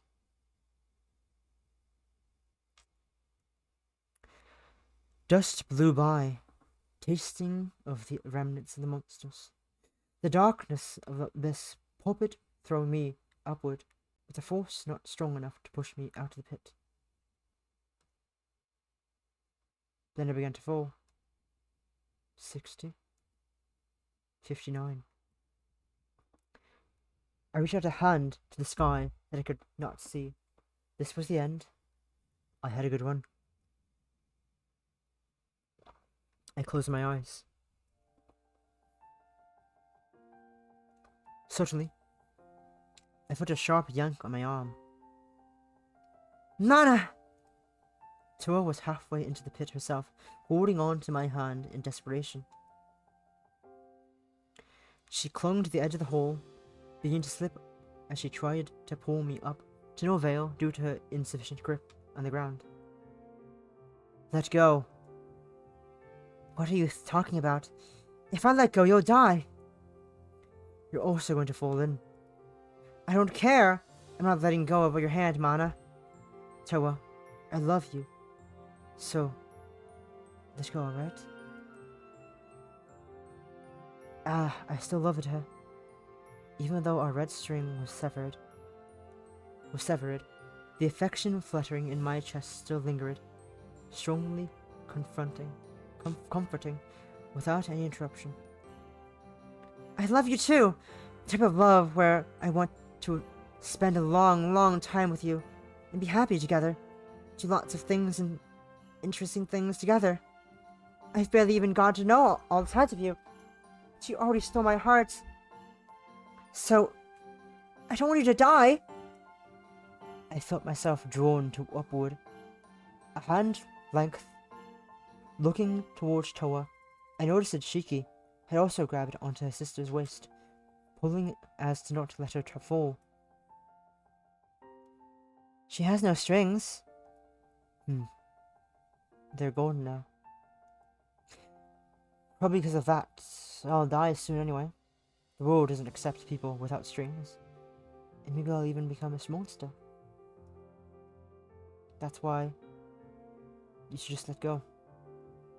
No! Shiki? My sister doesn't want to let go. So I'm not letting go either. I think I killed your god. No! I don't need the strings god. I don't need to be a priestess. I just want to be surrounded by people I love and be happy. No more arguments. We're pulling you up. Then before my eyes, a string of life formed, attached to my body. Shimmering motes of light gathered and became a line, a thread, a string, strong and tangible. Toa's warmth flowed into my body, making me realize how cold I had just been. 3. The countdown stopped, and the angel vanished. With a strong tug, Toa and Shiki pulled me up from the cavity in the ground. We all flopped down to the ground in exhaustion for minutes. After catching our breaths, we rose to our feet. I looked toward Toa. You really did it. She smiled. Mm-hmm. Love. The string. What did it come from? It must have been born from the strong emotion toward my affection. Attachment to the world, even as the darkness tried to strip all away from me. I twisted the intentional magic thread that floated in the air before me. Toa blushed. It makes miracles. Miracles. We were alive, and the darkness was gone. Realization suddenly hit as we had confessed our affection to each other. Heart rose to my cheeks. Toa resolutely declared to me, I love you. I love you too. They're gay. Toa wrapped her arms around my waist, bringing me into a tight embrace. Really? Her pretty golden eyes filled with affection, yet mine met. My heart skipped a beat as I looked at her, noticing her lips, mere centimeters away. Yes. I love you. I loved her so much that I couldn't believe myself. She grinned as she spoke up. In-laws are right here, you know.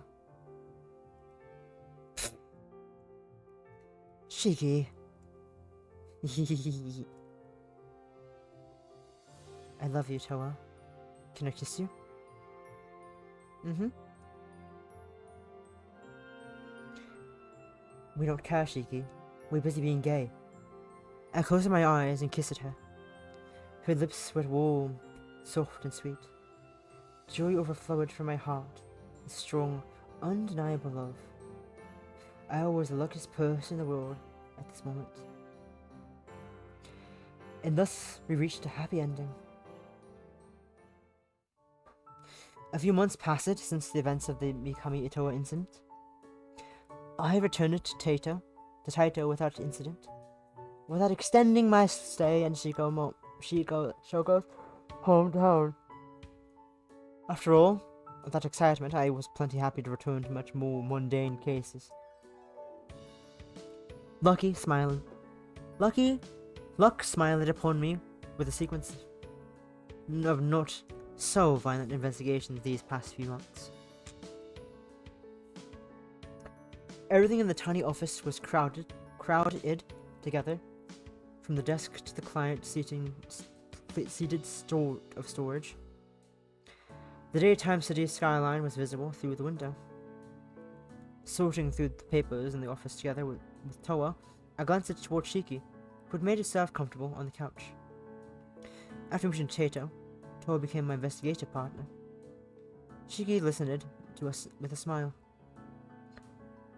You two are working hard.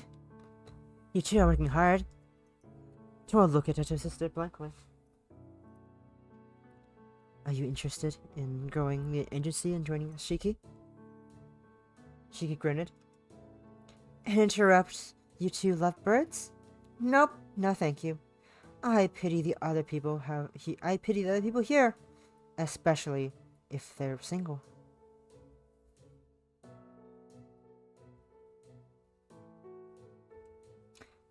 It's not that bad, is it? Toa blushed. No more kissing in the office. That did happen. Shiki pouted, upset and blushing to herself. Wait, no one told you about that story. What story?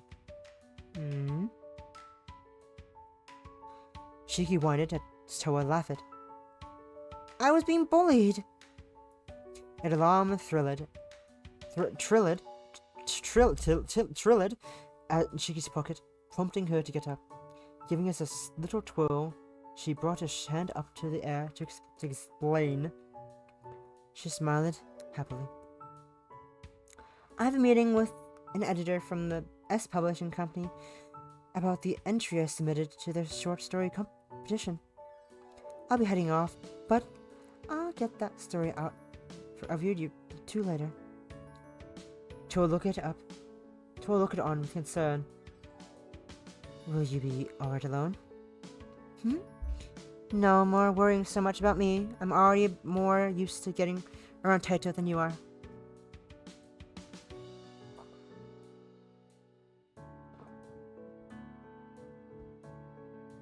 I don't know.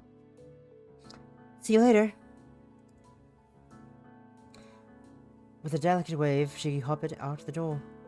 Thus the two of us were left alone, with the papers, sorted and filing. We chatted about the little parts of our daily lives, like our dinner plans. Ever since we moved together, we started learning how to cook.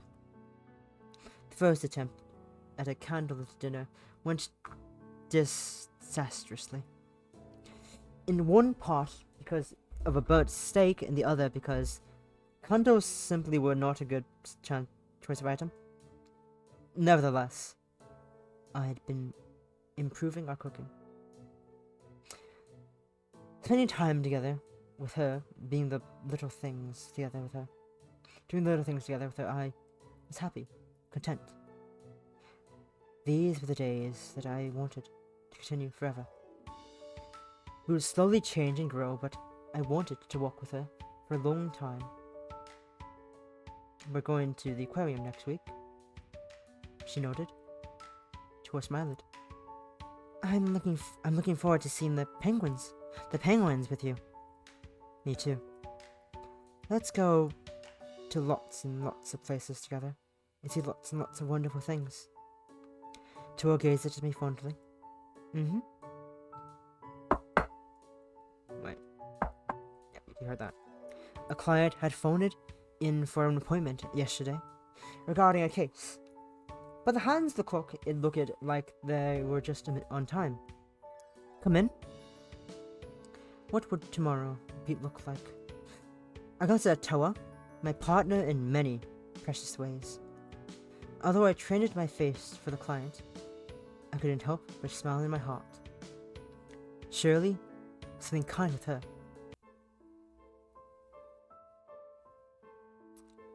Clotho, you've gotten Toa ending too.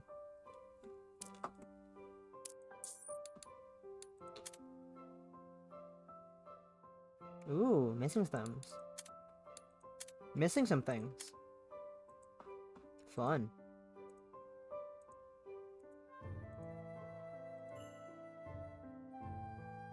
Image 6 of 7 unlocked. What?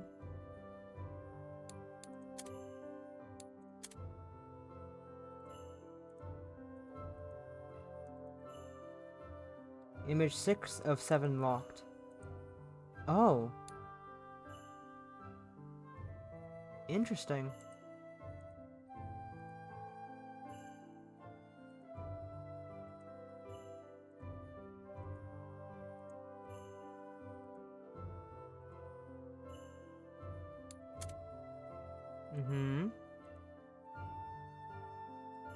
Uh-huh. Interesting. Shiki, a girl with a cloth over her eyes, seemingly blind. She was the younger twin, her older sister being the priestess with golden eyes. She is the string mender, who has abandoned her role, but to what extent? Toa, a priestess with golden eyes. She is the older twin, her younger sister being the blindfolded girl. She is the string cutter, who snips away the threads that bind people with emotions, good and bad. Keeper, the keeper of the shrine, a body that has already been removed of all strings, but still maintains human form, even to Mana's eyes. It is hard to say who she is. Mikami Itoha, a missing dead woman, yearned for by Shoko. She is the one who Mana is searching for. What mysteries are hidden within her body? Interesting. Well, not too bad. We only got any 1 in 5. Interesting. I want to try. Let's speed through some things. Oh. Wait. Let's speed through some things.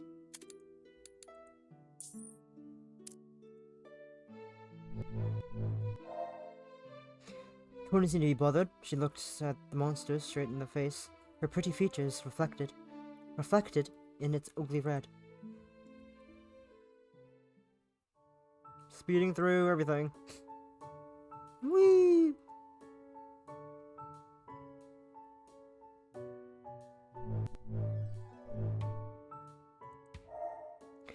Your father's wife, your mother, what type of person was she? What type of person could give birth to Mikami Itoha and these two girls? Toa thought, but how to answer. My father's wife. She spoke without attachment. She passed away a long time ago. I never met her. I heard she was a very business-oriented woman, and their marriage was very businesslike. Even though the townspeople said that they were also very loving.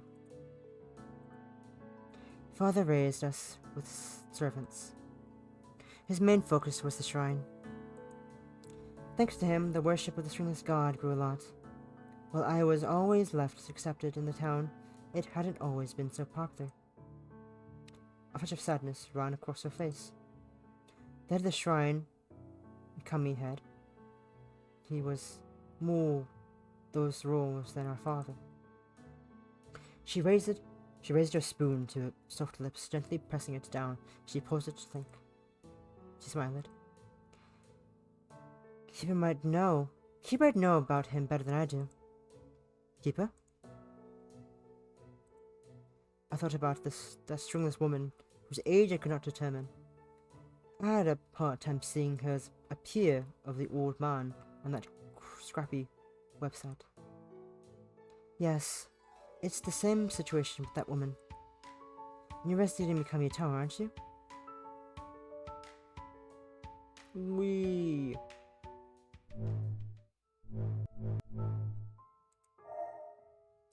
I pointed to Toa internally. Went to bed.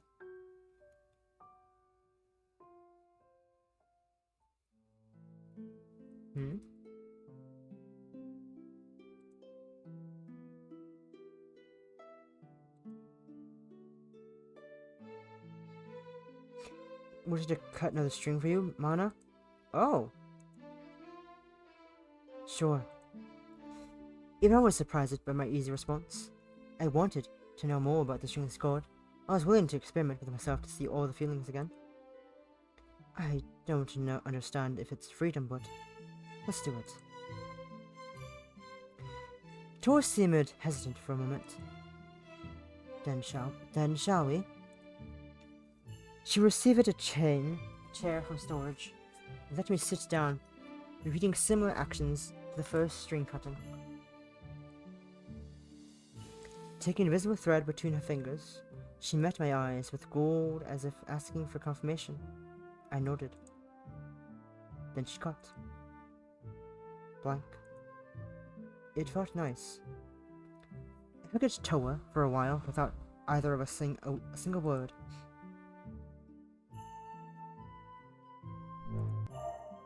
I didn't know. The keeper with her light hair stood amongst the crowd, human, yet she, like the others, had no strings.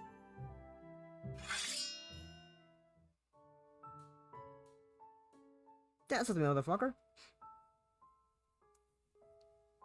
Whee! She's drunk. I was probably also a little tipsy. Let's try cutting out the string. Experimenting. She haphazardly grabbed a string and snapped it without any ceremony. This is, concerning, to say the very least. My haphazardness in my string cutting is concerning.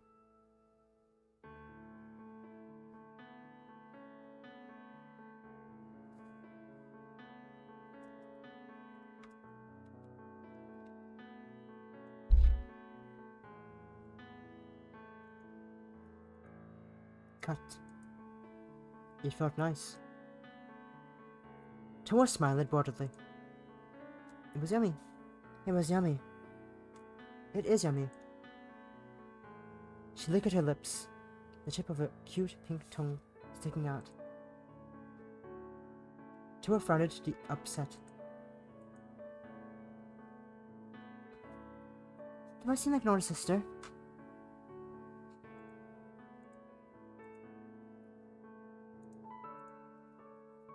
Whee!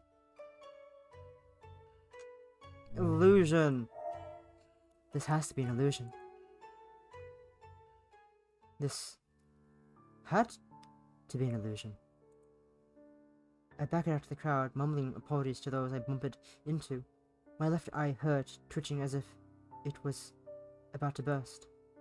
No matter how many times I blinked, the irritation did not subside. I hadn't gotten dust in my eye after all.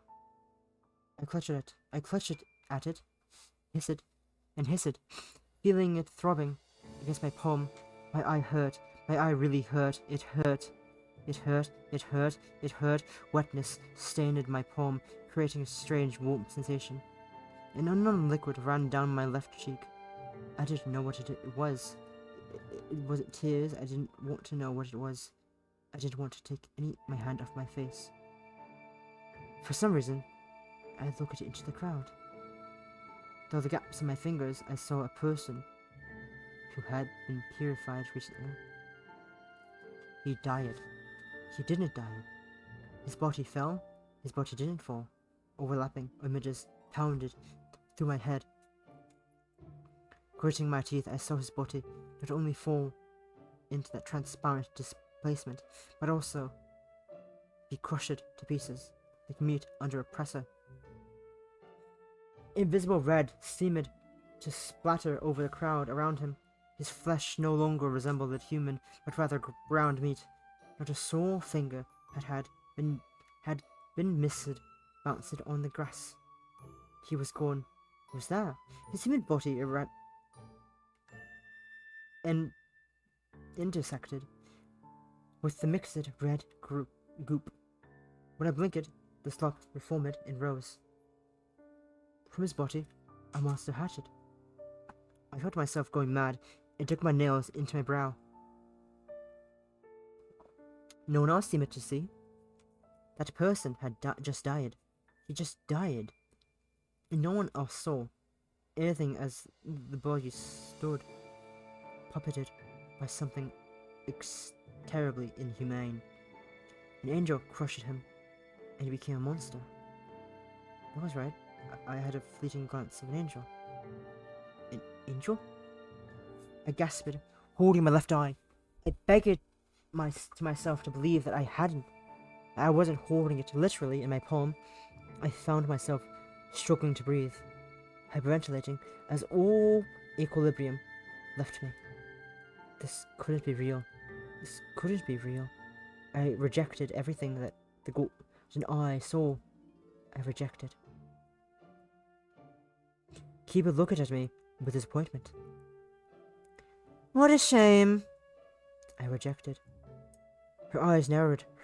She narrowed her eyes. You won't see it. Then I didn't see. Dead End 6. You've achieved Dead End 6. What? No ceremony?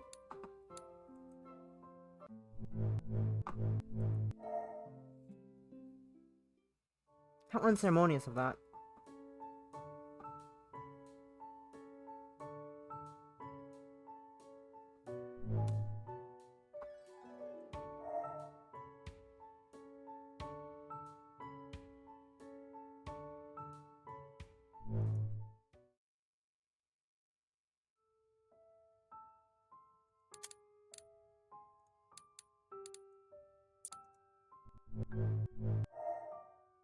Wee.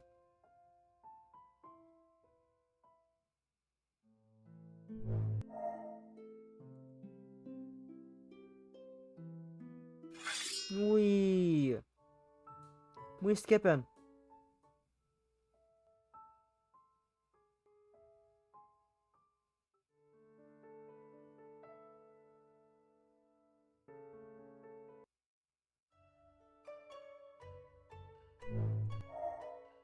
This was reality. To finish the dance, I seemed to see all the strings of the world for a moment. They were many, many, many colourful strings of different shades, different thicknesses, different opacities. The crowd was silent. Then they all began to applaud, cheering for the perfect performance, and beginning to celebrate by breaking out food and drinks. Even now, no one noticed the monsters, so I looked away. It seemed the only I could see the monsters. I wanted to figure out what they may mean. Having always seen black lines, but that no one else could see, I wasn't surprised that there could exist yet another oddity only I could see. These monsters were real. I thought about my schedule. I had planned my trip to end soon, as financially speaking, I couldn't stay here forever. I finished my initial goal as well. My scars pulsed, reminding me of my poor physical state. Imagining if I had to confront the monsters, I stuttered. Here I had no backup because I wasn't on an official case, private or not, or private or in contract with law enforcement. If I claimed to see monsters, they'd instantly send me to insane asylum. I'd soon be back in Taito. Why did a pang of loneliness hit? Walking away from the remembrance crowd, I spotted Toa coming off the back of the stage. I followed after her, not bothering to call out.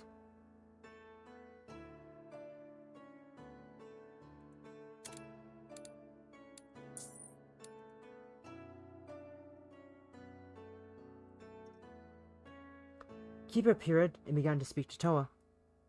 I could hear their conversation from my distance. Keeper was frowning. Toa then dropped it to her knees. Her expression was filled with grief and pain. Seeing her shoulders tremble, I dashed over. I placed my hands steadily around her and hugged her. Her eyes were filled with tears. Amana? Her voice cracked. I looked toward Keeper, furrowing my brows in question. I didn't know what Keeper could say to make Toa look as if she was about to cry. Keeper's expression contained no grief or reluctance. Our other priestess has passed away. Toa sharply breathed in. What? She just died? What the fuck? Huh?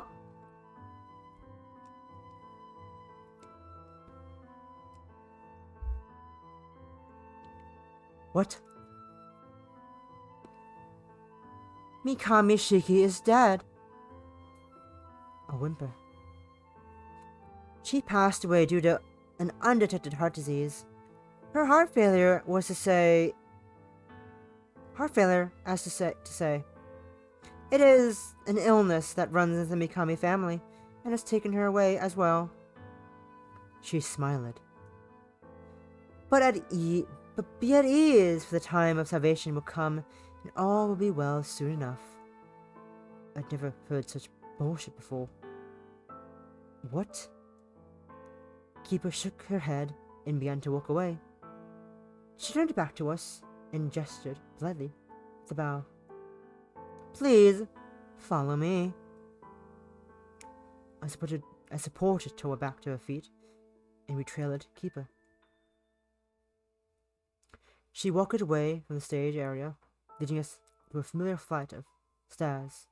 Keeper took us to the shrine and brought us inside. There lied Shiki, on the ground. Her hands were placed crossed upon her chest. If I hadn't known to look for breathing, I would have thought she was sleeping. albeit in an unusual stiff position. She wasn't breathing. She was dead. Toa rushed over to her sister's side, only to be blocked by with Keeper's arm. Tears dripped silently down Toa's face as she stared pleadingly at Keeper. I tried to step forward and was stopped as well. Keeper looked at us sternly. No one may touch your body. Why? The look on her face as she spoke was difficult to decipher. Because that is what must be done for her to receive blessings. After speaking, Keeper pushed the two of us outside the shrine and closed the door. Nearly collapsing again, Toa clung to my jacket, shaking her head back and forth as if completely lost to the world. Her voice trembled. Tears were still streaming down her face. She pleaded, "Don't leave. I want to be alone." I slowly pried her tight fingers off my jacket and embraced her. "I won't leave. Do you want to stay with me tonight?" I imagined her alone in her large house without her sister. It'd be too painful, too cruel to leave her here. She nodded in her chest, wetting my shirt with her silent tears. We walked to the inn together. Luckily, the innkeeper was absent from the front, so we slipped by without showing anyone Toa's reddened eyes. I had Toa take a seat in my inn room. She was still teary-eyed, but wasn't actively sobbing. Pouring her a cup of warm water, I gently rubbed her back, hoping to calm her down. There wasn't much I could do, given that she had just learned of her sister's death. "I'll help you investigate what happened to your sister, I promise." Toa became angry. "My fault." "No. A dam broke." Her tears were back in full force. She shouted in grief. "It's my fault. Why? Why? Toa, it's not your fault." Toa slowly started to lose her burst of grief-filled anger. Her angry energy. "But Shiki's dead. My sister, she's never going to do anything again. I'm sorry."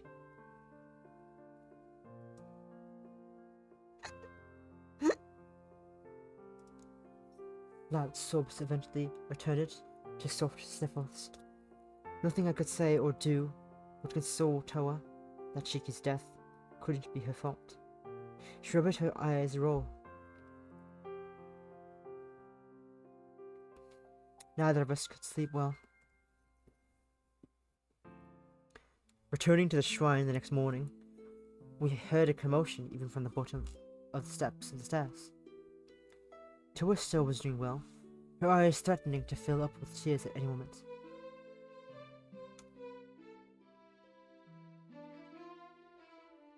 A crowd had gathered. Keeper stood in front of it to make an announcement. And beside Keeper stood a woman. That woman had black hair, pale skin, and a white dress, and red, unusual eyes. And even with a crystal attached to her right ear. Toa was shocked, confused. No. Mikami Itoha stood next to Keeper. She breathed and blinked and did otherwise the activities of a living human being. She was dead. She was a dead woman, yet she was alive. The photo in my pocket burned. From the distance, Mikami Itoa gazed towards me. Her eyes met mine, filling my throat with a burning, freezing fear. I looked away. Toa weaved through the crowd to reach the front. I followed, still avoiding Mikami Itoa's eyes. Kiba beamed with passionate reverence. The time for salvation is here.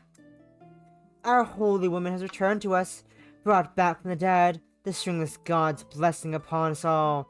We will have freedom and light. Her mad eyes widened. We will be saved from the false strings that puppet humanity. And finally, we will reach the shining world. Each and every one of us will have that which we most yearned for. Our deliverance from suffering. Mikami Itoa approached me and lightly tapped above my right eye. I recoiled in surprise. My right eye warped in pain. The crowd gasped as Keeper suddenly took my shoulders in her hands and turned me to face the young people. She is blessed! Her eyes have become golden. Toa was worried. Keeper grinned. Shirasagi Mana has been given the glory of priestesshood for the final ritual that will make all right in this world. Today will be salvation. Infinite colors crossed over my vision. There were many, many, many strings, not just my familiar black strings of hatred. The townspeople cheered, then fall into prayer. Please be on with your daily activities. We must complete the final ritual in private. The next time you wake up, the whole world will already be saved. So please rejoice and enjoy. After dispersing the crowd, Keeper brought Toa and me to a hidden door behind the shrine. She opened it to a deep stairwell. As she did, she appeared very calculating.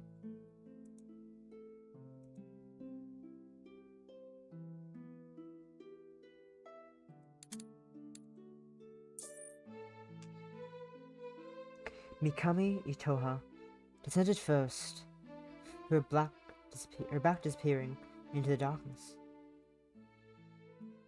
Toa and I entered next. Keeper closed the door behind us, cutting off the sunlight, leaving us with only dim lights and stony walls.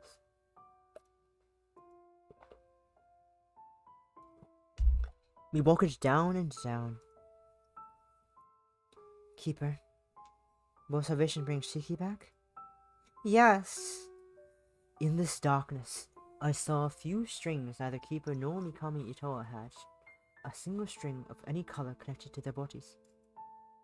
A lingering headache from sensory overflow made time seem to fly by. Walking and walking and walking, we eventually reached the end of the steps. Keeper led us through a doorway. A different place than the crypt where Mikami Itoa once slept. It was a strange room. A holy room. The walls were made of brick and stone. Light fixtures ran along them and lit the room. The ground was carved out with a pit too deep to see the bottom. I didn't want to see the bottom, feeling my heart beat erratically. Not from the exercise I just had, but from whatever was hidden in that pitch black abyss. It was something cold.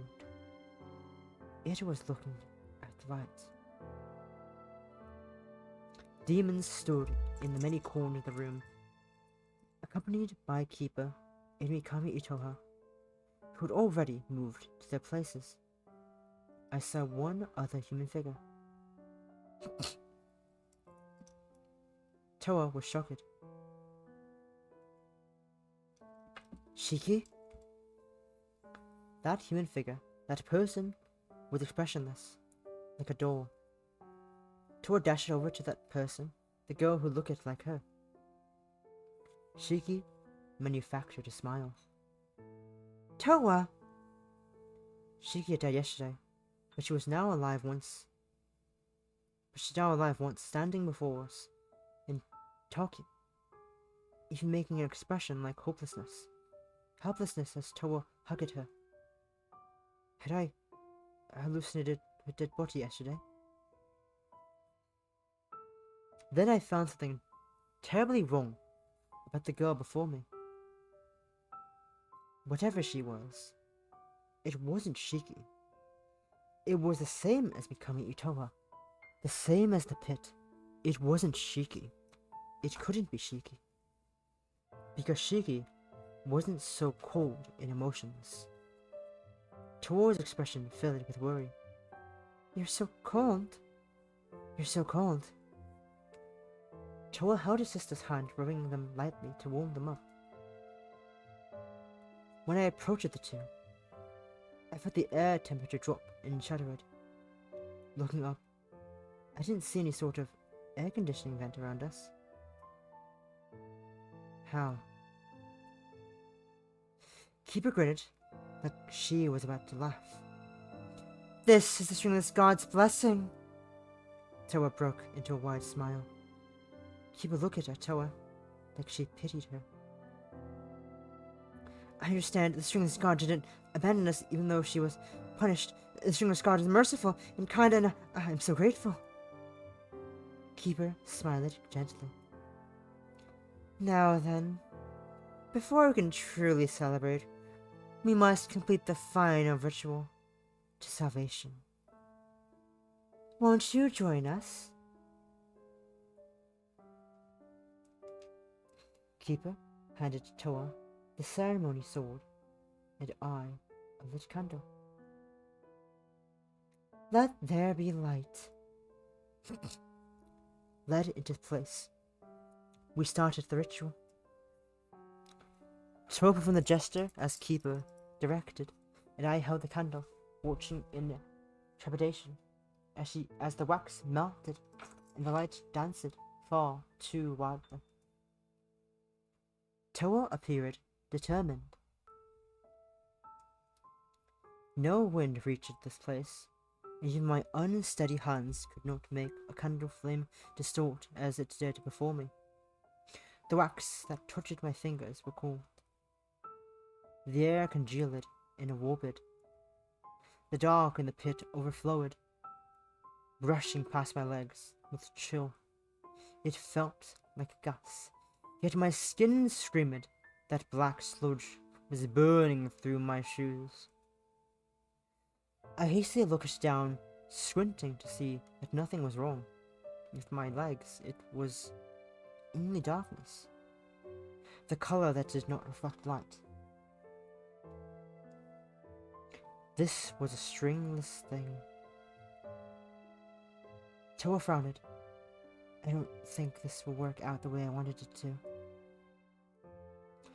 Toa smiled at me sadly. I'm sorry. Can I tell you something selfish? I nodded. I fell in love with you, Mana. If I could see the strings connected to my own body, then I'm sure there would be a red string of fate between us. That's the one thing normal people have gotten right. She spoke helplessly. It's the color of love. Looking at our hands, I saw the warm red string connected our fingers. Only the color of blood. This red was terribly warm. I see. Toa's brows rose. You can see the other colors too? Then what happened to your eye? I see. Hmm? I also like you very much. No, it's called love, isn't it? I fell in love with you. She smiled with a brief moment. I'm so happy. That smile would whisk it away. But I have something I need to take care of.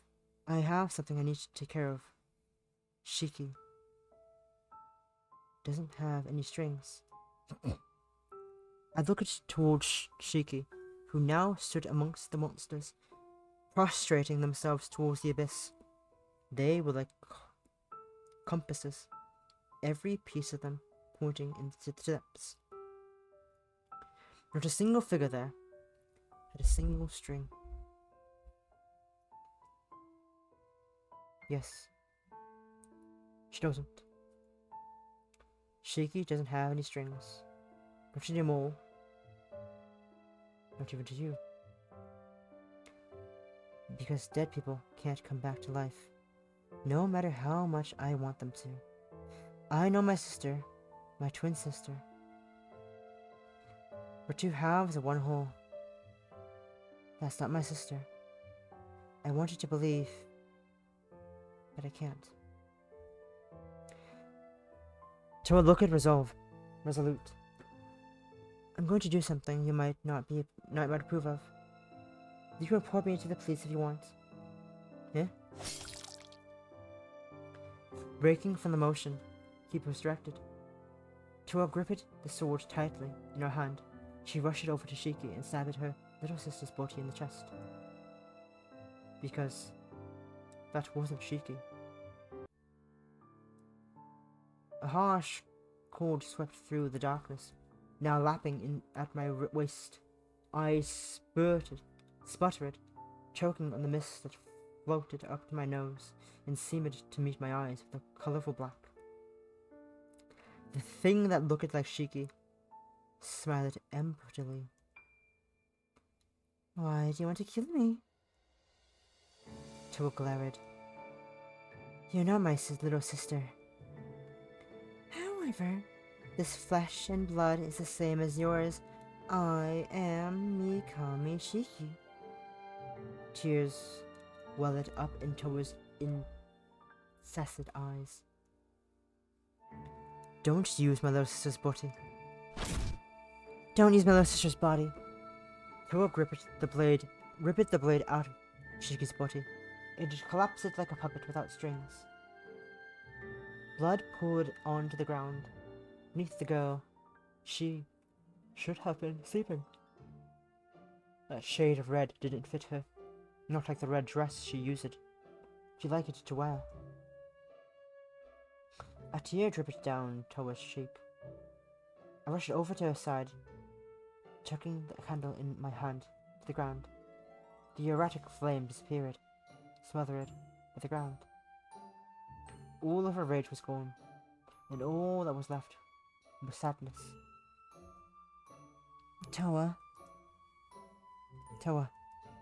I'm sorry, I couldn't protect you. She looked down at her sister's body and gripped the sword with trembling hands. Kiba glowered, frowning deeply. You shouldn't do that. The ritual seemed to fail, the black haze disappearing. Monsters shifted to surround us. Mikami Itoha stopped them by doing nothing more than approach us. Her bare feet slid along the ground without a single sound. I placed myself in front of Toa. She smirked emptily.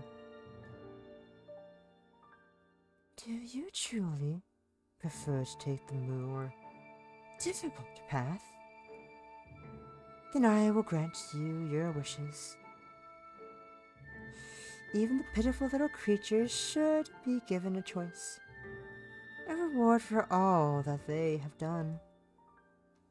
This is a shining world. She touched both of our foreheads. Then, Mikami Itoha and the monsters turned to dust.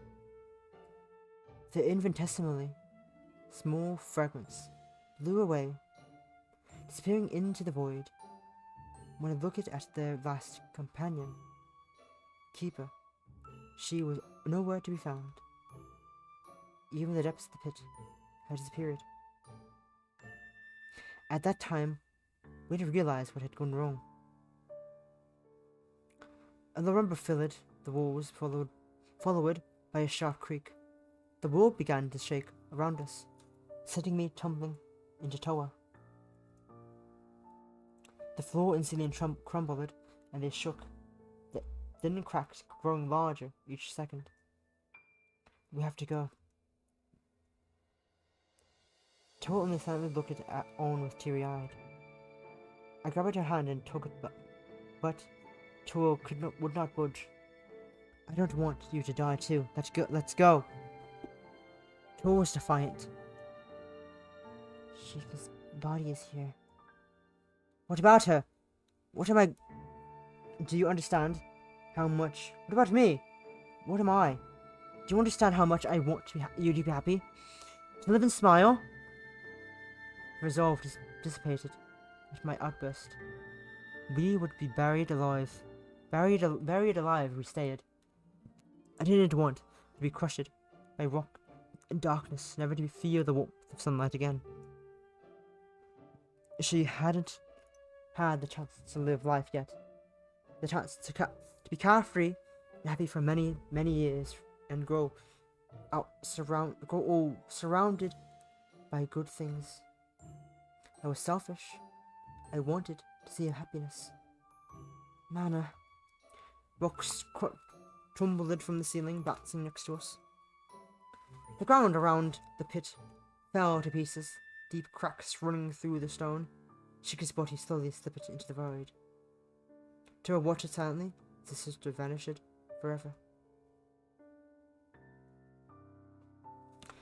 She held my hand back and took a step forward, closer to me. Her pretty golden eyes covered with a film of tears, yet mine as if seeking reassurance. I nodded. We then fled. Turning my head one last time, I saw the stringless god.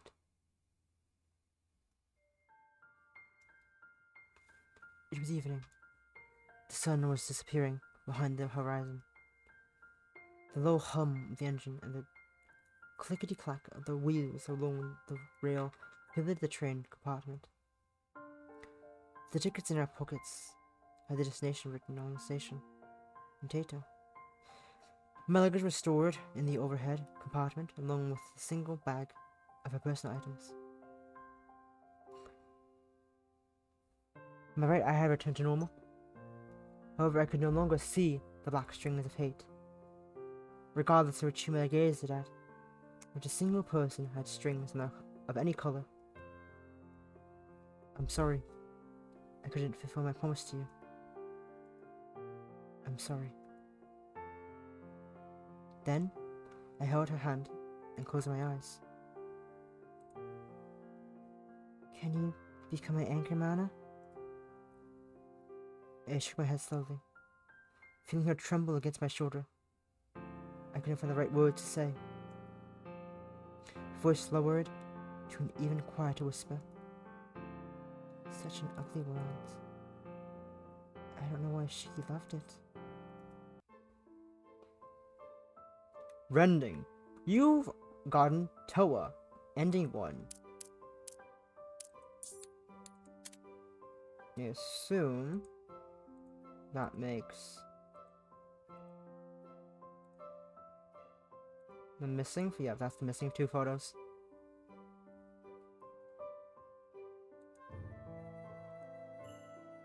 They cute, but they sad.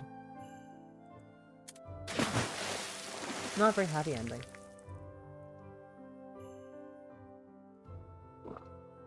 Thank you, Possum.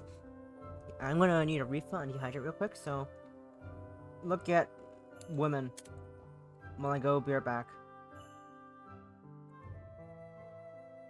Whoops, that's not what I want to grab. Here, look at women while we'll bear back.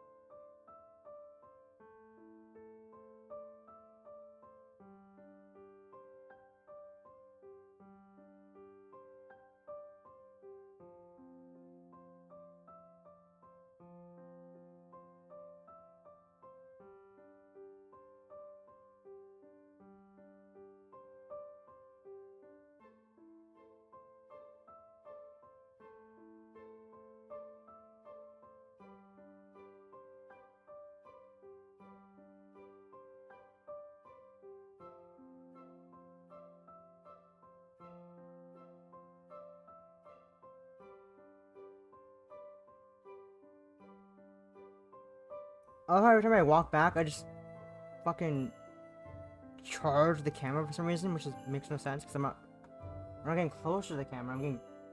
I'm so away from the camera. What the fuck? It's weird. I don't get that.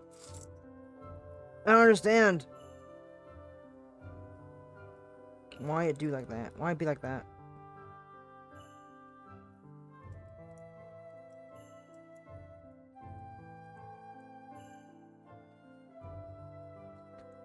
Lord emoji.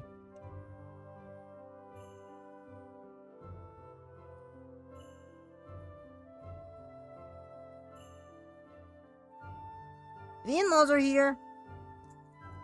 I don't give a shit about the in-laws.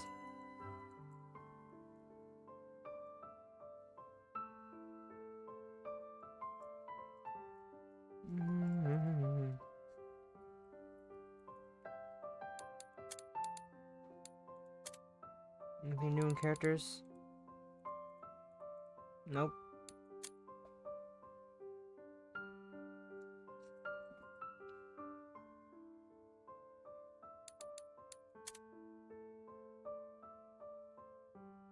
Clotho, rending.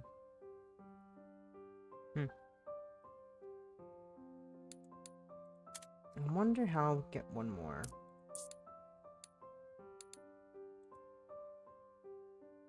What solidified the route I was going is my question. Something here solidified which route I was going. And I don't know which one.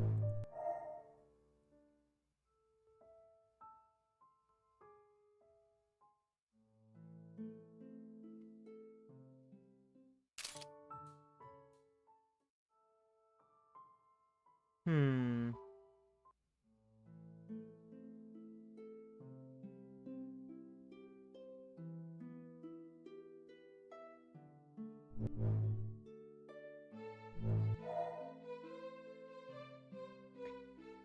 To awaited my response, as if it were in ordinary, as asking me what my favorite season was. The thick one over here. I gestured towards a black string. I didn't need this relationship, not to be the chromosome donor it was connected to. Tua nodded, tracing her fingers along the black line. How does cutting the strings affect the relationship between people? Tua smiled. Cutting it makes people more true to themselves. The feelings disappear? Tua's smile disappeared. If they were fake. She took on a more neutral expression. You have few strings, Mana. I liked her voice. I wanted to hear her call my name again more. Was this the second time? I remember we died from fucking drowning here from drinking too much.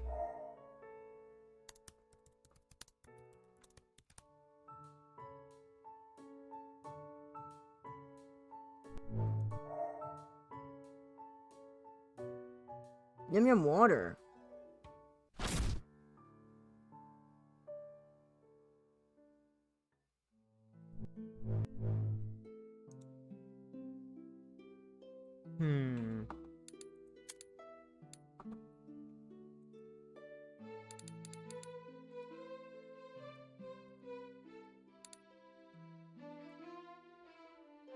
I have no idea where it.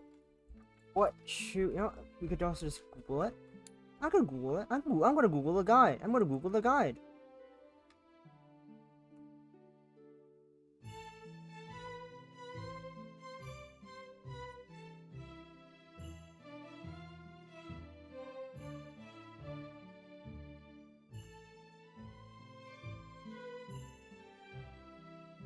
Ending guide. Stuck? Stuck?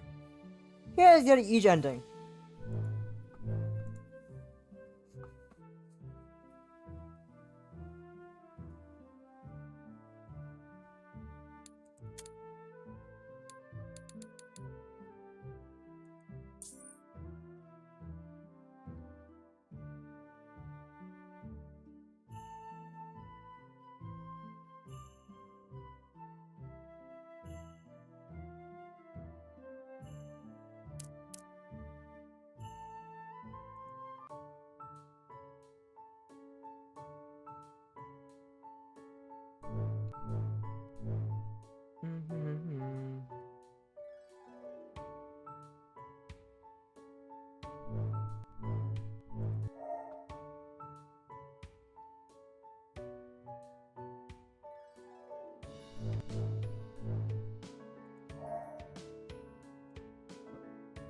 Okay, I apparently didn't linger before. This is fun.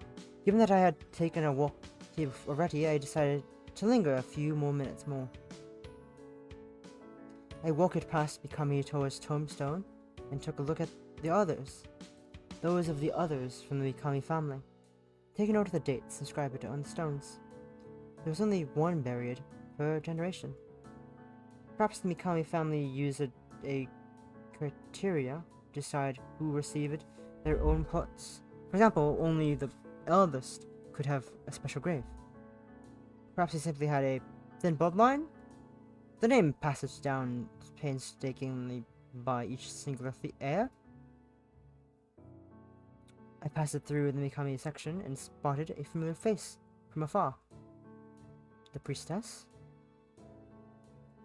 Although a townsperson had called her that, the title didn't seem fitting. As she was in the distance, I didn't bother to call out to her. Shout across the cemetery now, I wouldn't be as gauche to do that. I had enough time with the dead people today. I departed from the cemetery.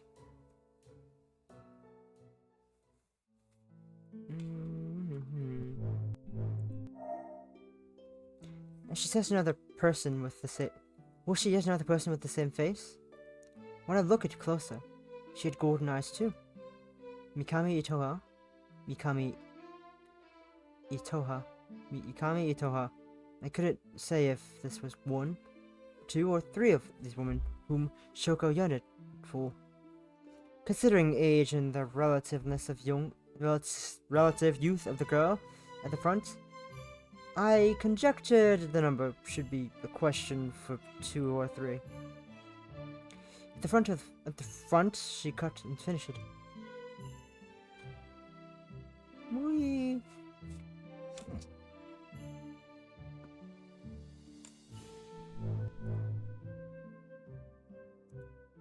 Let's go die again.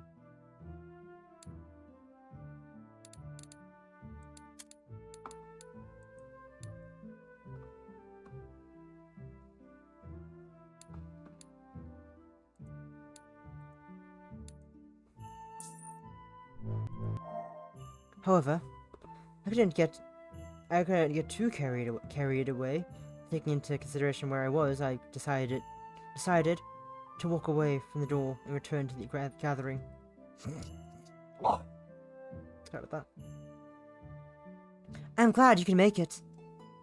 Mikami suddenly appeared before me, expression faint as always. I twitched. I didn't have a sense of the presence of those flat stringings. How has your evening been? If I remember correctly, when we met earlier, you were on the path to the cemetery. Did you visit? I visited a place of a friend. She smiled cordially. I'm just gonna go back.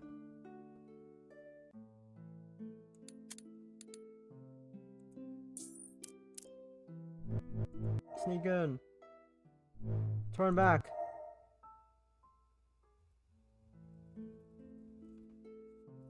Seeing her face to face, I couldn't help but question. Did we meet earlier today? Thank you. You gotta go play cards? Okay. Bye, Possum. Thanks for hanging out. Give me water. Have all your cards. Don't die. It's recommended.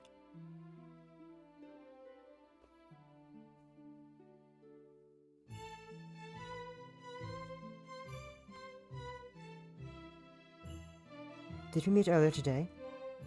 She kept a neutral space. You must be confusing me with my sister. We're twins. I see.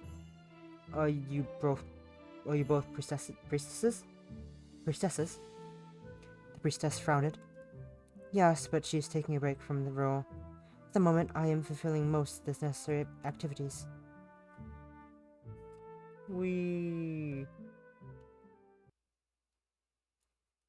Cemetery. I went to the cemetery, walking down the empty path. The tree now shaded the stairs from the moonlight. Entering through the gates, I passed the general section to reach the Mikami section and stopped before the faintly grove. Grave. A single girl stood under the moonlight. It was a blindfolded girl. She looked at me calmly. Hello, detective. What are you doing here so late? I should ask you the same. I was just taking a walk to get a breath of fresh air. She grinned. Fresh air? At a cemetery? Even if it's the truth, you should make up a better excuse, or else people will question you. I'm visiting my family members. She gestures to this Mikami family grave. I looked at the tombstone in silence. Moonlight shined upon the family name engraved. The moon is bright tonight. She pouted. I see, if that's what you say. She walked down the lane of graves, stopping at Mikami Ito as I followed. She smiled. If you were to say that the moon is beautiful tonight, do you think it could be construed as a declaration of love? Suiseki, without a context of affection. I don't think it works. I'm not too fond of the moon. The moon as an analogy of love. Such a cold thing. A rock that only reflects the light of the sun, unable to produce its own. Such a thing can't be called love. Call it love. I didn't care for the purported response of I would die for you either. What do you prefer? When we're talking about the moon? Badness. Moonstruck. Moonsick. Moonsick. Would you use that to describe people who see things that don't exist? Having always seen black strings, I had long lost track of reality and illusion. What madman soul could truly exist? But did they understand their own sides? I was no psychologist. I only knew enough to live my life undisturbed and address the crimes of people who were unfortunately disturbed. I would use a different term, for example, cursed or blessed. At least for myself. Do you have an interpretation of the moon you'd like? She considered it. I wonder. Maybe rebirth. She gave me another smile. The waxing and waning of the moon always repeats. The moon will always become round, whole, and shining. It disappears bit by bit in the darkness of our eyes, turning all of darkness. Yet, as the silver white reappears and grows before you know it, the full moon once more hangs in the sky. Isn't it romantic?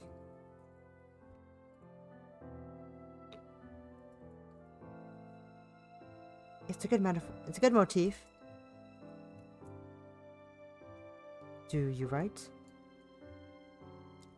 Not really. Not recently. A small amount of resentment trickled into her smile.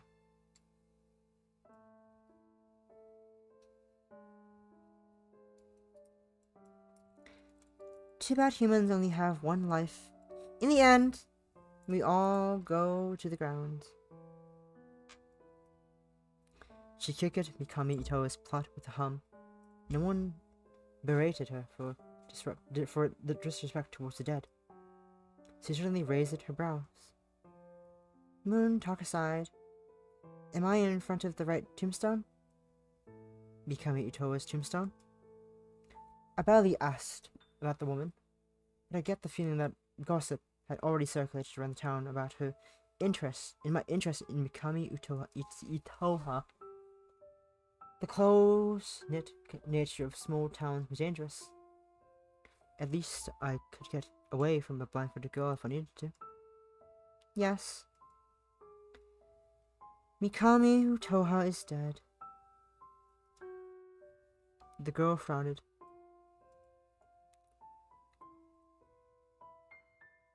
You see, that's why she has a grave here. Her body is buried beneath the ground just like everyone else who died in the Mikami family. She smirked. Are you convinced? No. The blindfolded girl looked surprised. Why? I never knew Mikami Utoha, but there's still the chance that she could be alive. I'm searching to find what happened to her. I have no real reason. Not yet.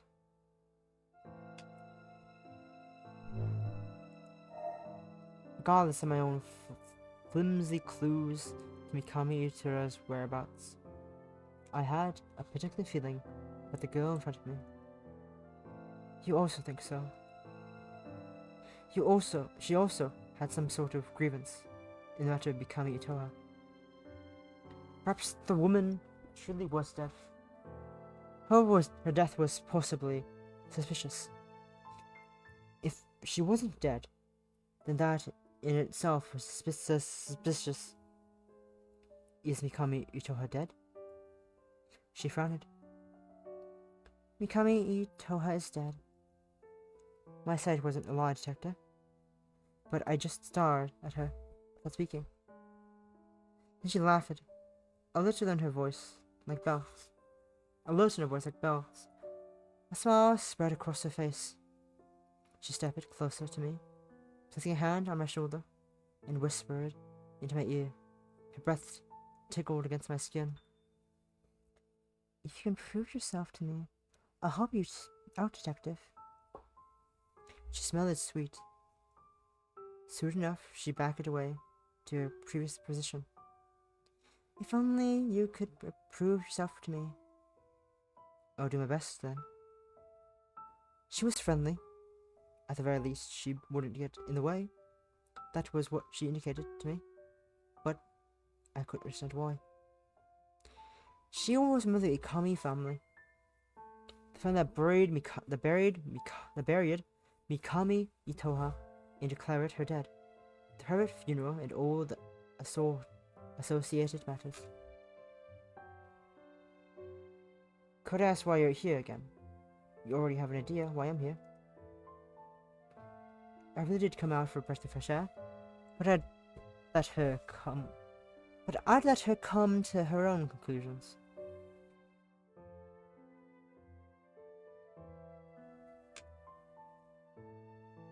Her brow furrowed, despite her smile. Good question. Then the darkness in her expression let out. I don't want to answer. The blind girl continued to smile. She stepped on Mikami's grave, then she yawned. Following her contagious yawn, I let my own. She pouted. I suppose it's rather late. You should head off to bed soon. Same to you. She smiled. Of course. Good night, detective. Sweet dreams.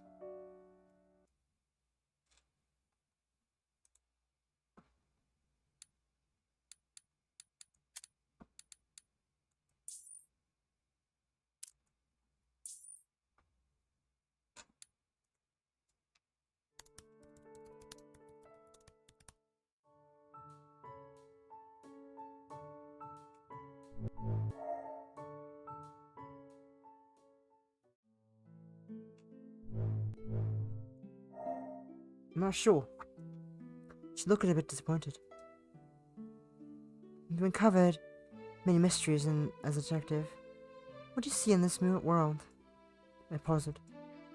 It's complicated. She frowned. I see. Appeared in her eyes. The moon was like these strings. I wondered what was reflecting in her sight. How did she see humans? Were they merely bodies of lines?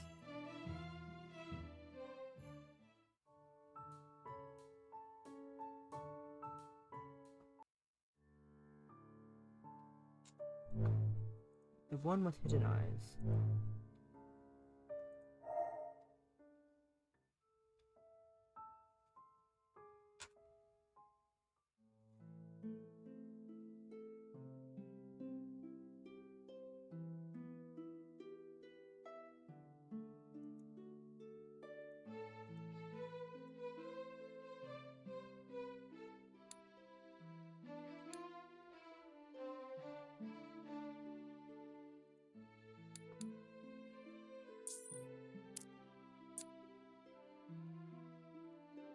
Saving here.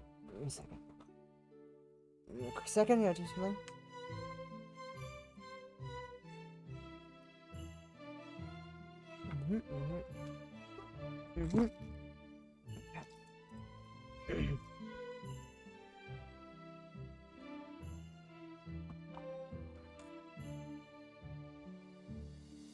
Zooming past through the game. Zooming through some stuff.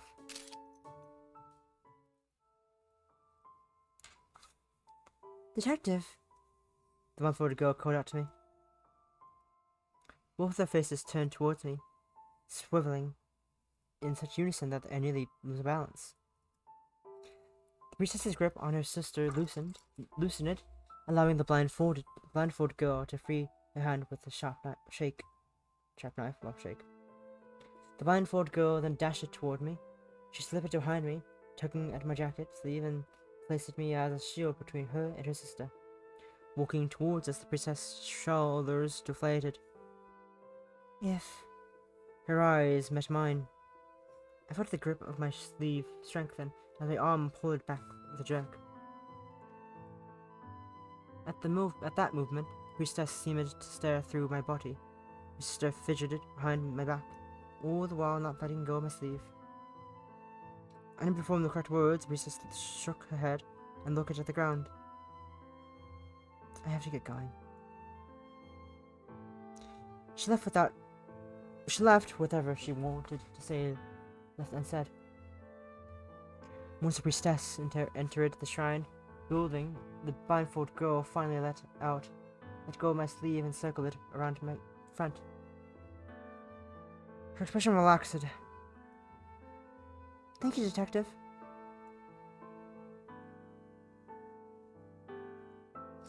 She didn't seem to want to talk about her sister, and switched gears immediately. She smiled. Come here to watch? Yes, keep inviting me. She mentioned that a purification ritual was taking place here. Today we're going... What mouse fell? Today you'll find something interesting. These things you do have to see that... Things you do have to see, understand. Purification, the cutting of last strings. Her voice dropped. But if nothing had happened, she made a motion that caused her skirt to twirl and let out a soft laugh like a bell. You're a diligent detective. She blushed. I like it. May I skip it a beat? I was relieved that we could praise. Now was a good time to ask as any. What's your name? She smiled at me somberly. Shiki. Just call me Shiki. Shiki?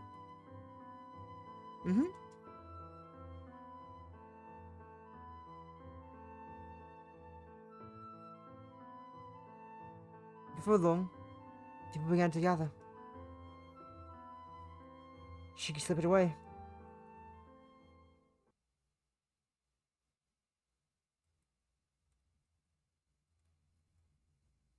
Detective! I felt a pair of delicate hands on top of my shoulder, shaking me. My vision gradually cleared. Shiki was very, very close, right under my face. I could smell her present shampoo as her hair tickled against my cheeks. She was frowning with concern.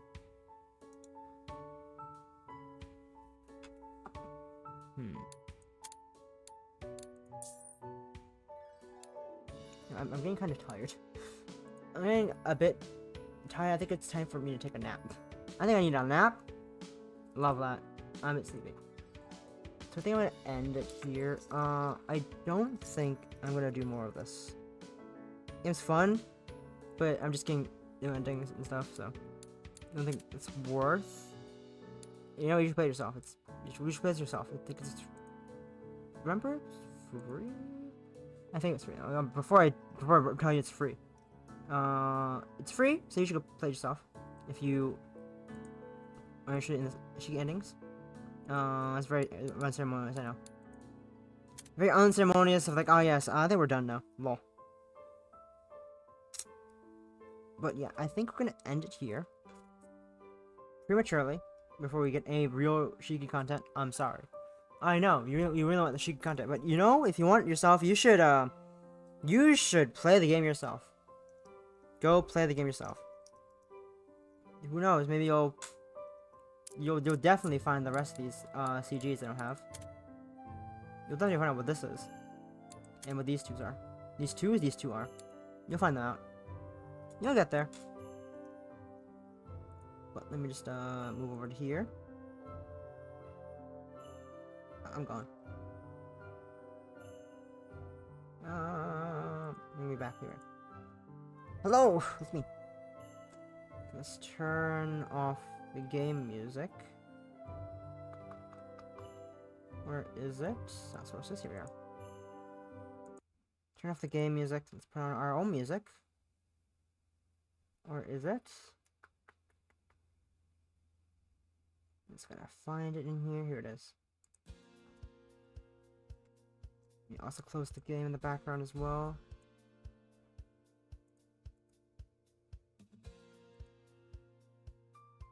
Yeah, that was fun. You should go play it yourself. It's I always forget the name every time I want to say the name. It's Lachesis Atropos. Atropos. You should try it yourself. It's fun. It's free. It's on Steam. Let me just find someone to raid. No one's playing any. Sad. No one's playing A-Long games. Oh, I love A-Long games. Sad. No one's playing right now. Let's see.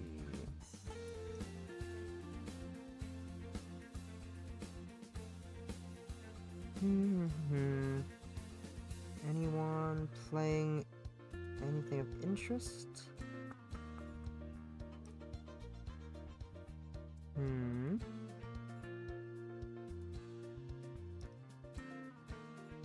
Let's see. Anyone doing interesting things?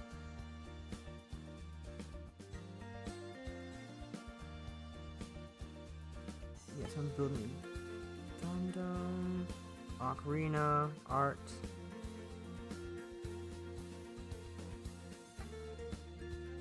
Ooh, something Faith.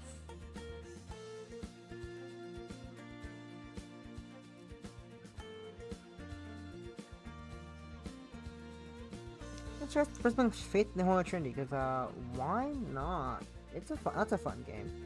Oh, before I do that, before we leave, I gotta do my 10 squats. My 10 squats. I gotta do the 10 squats. I can't leave without doing those. Got 10 squats to do.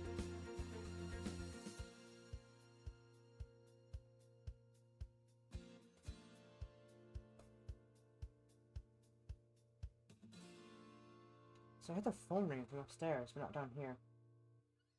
Weird. And I got 10 spots. 1. Is he playing still?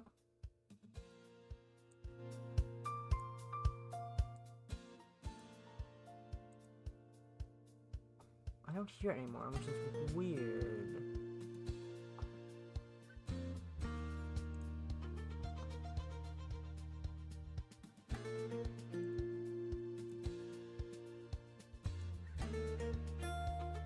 I trust it's playing. I can't hear it anymore. It was playing in my ear a second ago. Bizarre. Anyways. 2.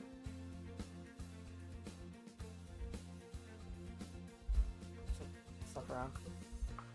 Move the mic a bit.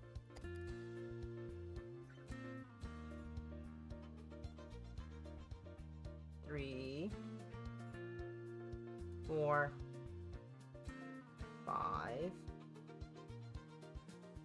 6, 7, 8, 9, and 10. All 10 spots. Counting.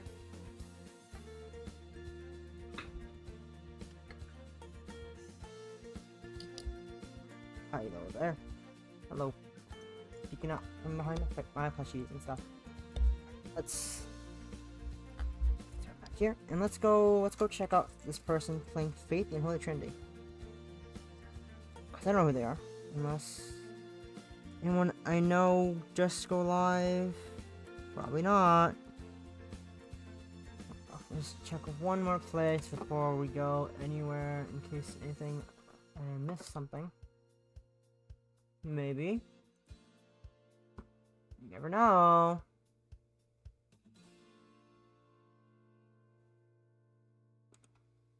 I doubt they're still alive.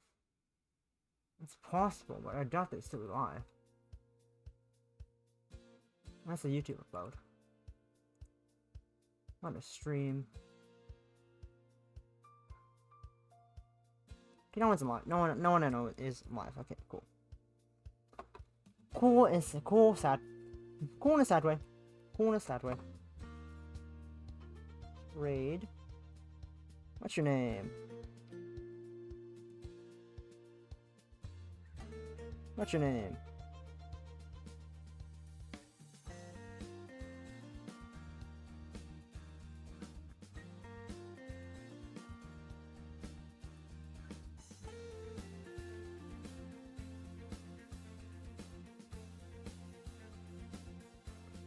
I have so bad memory, I can't fucking remember things I'm looking at.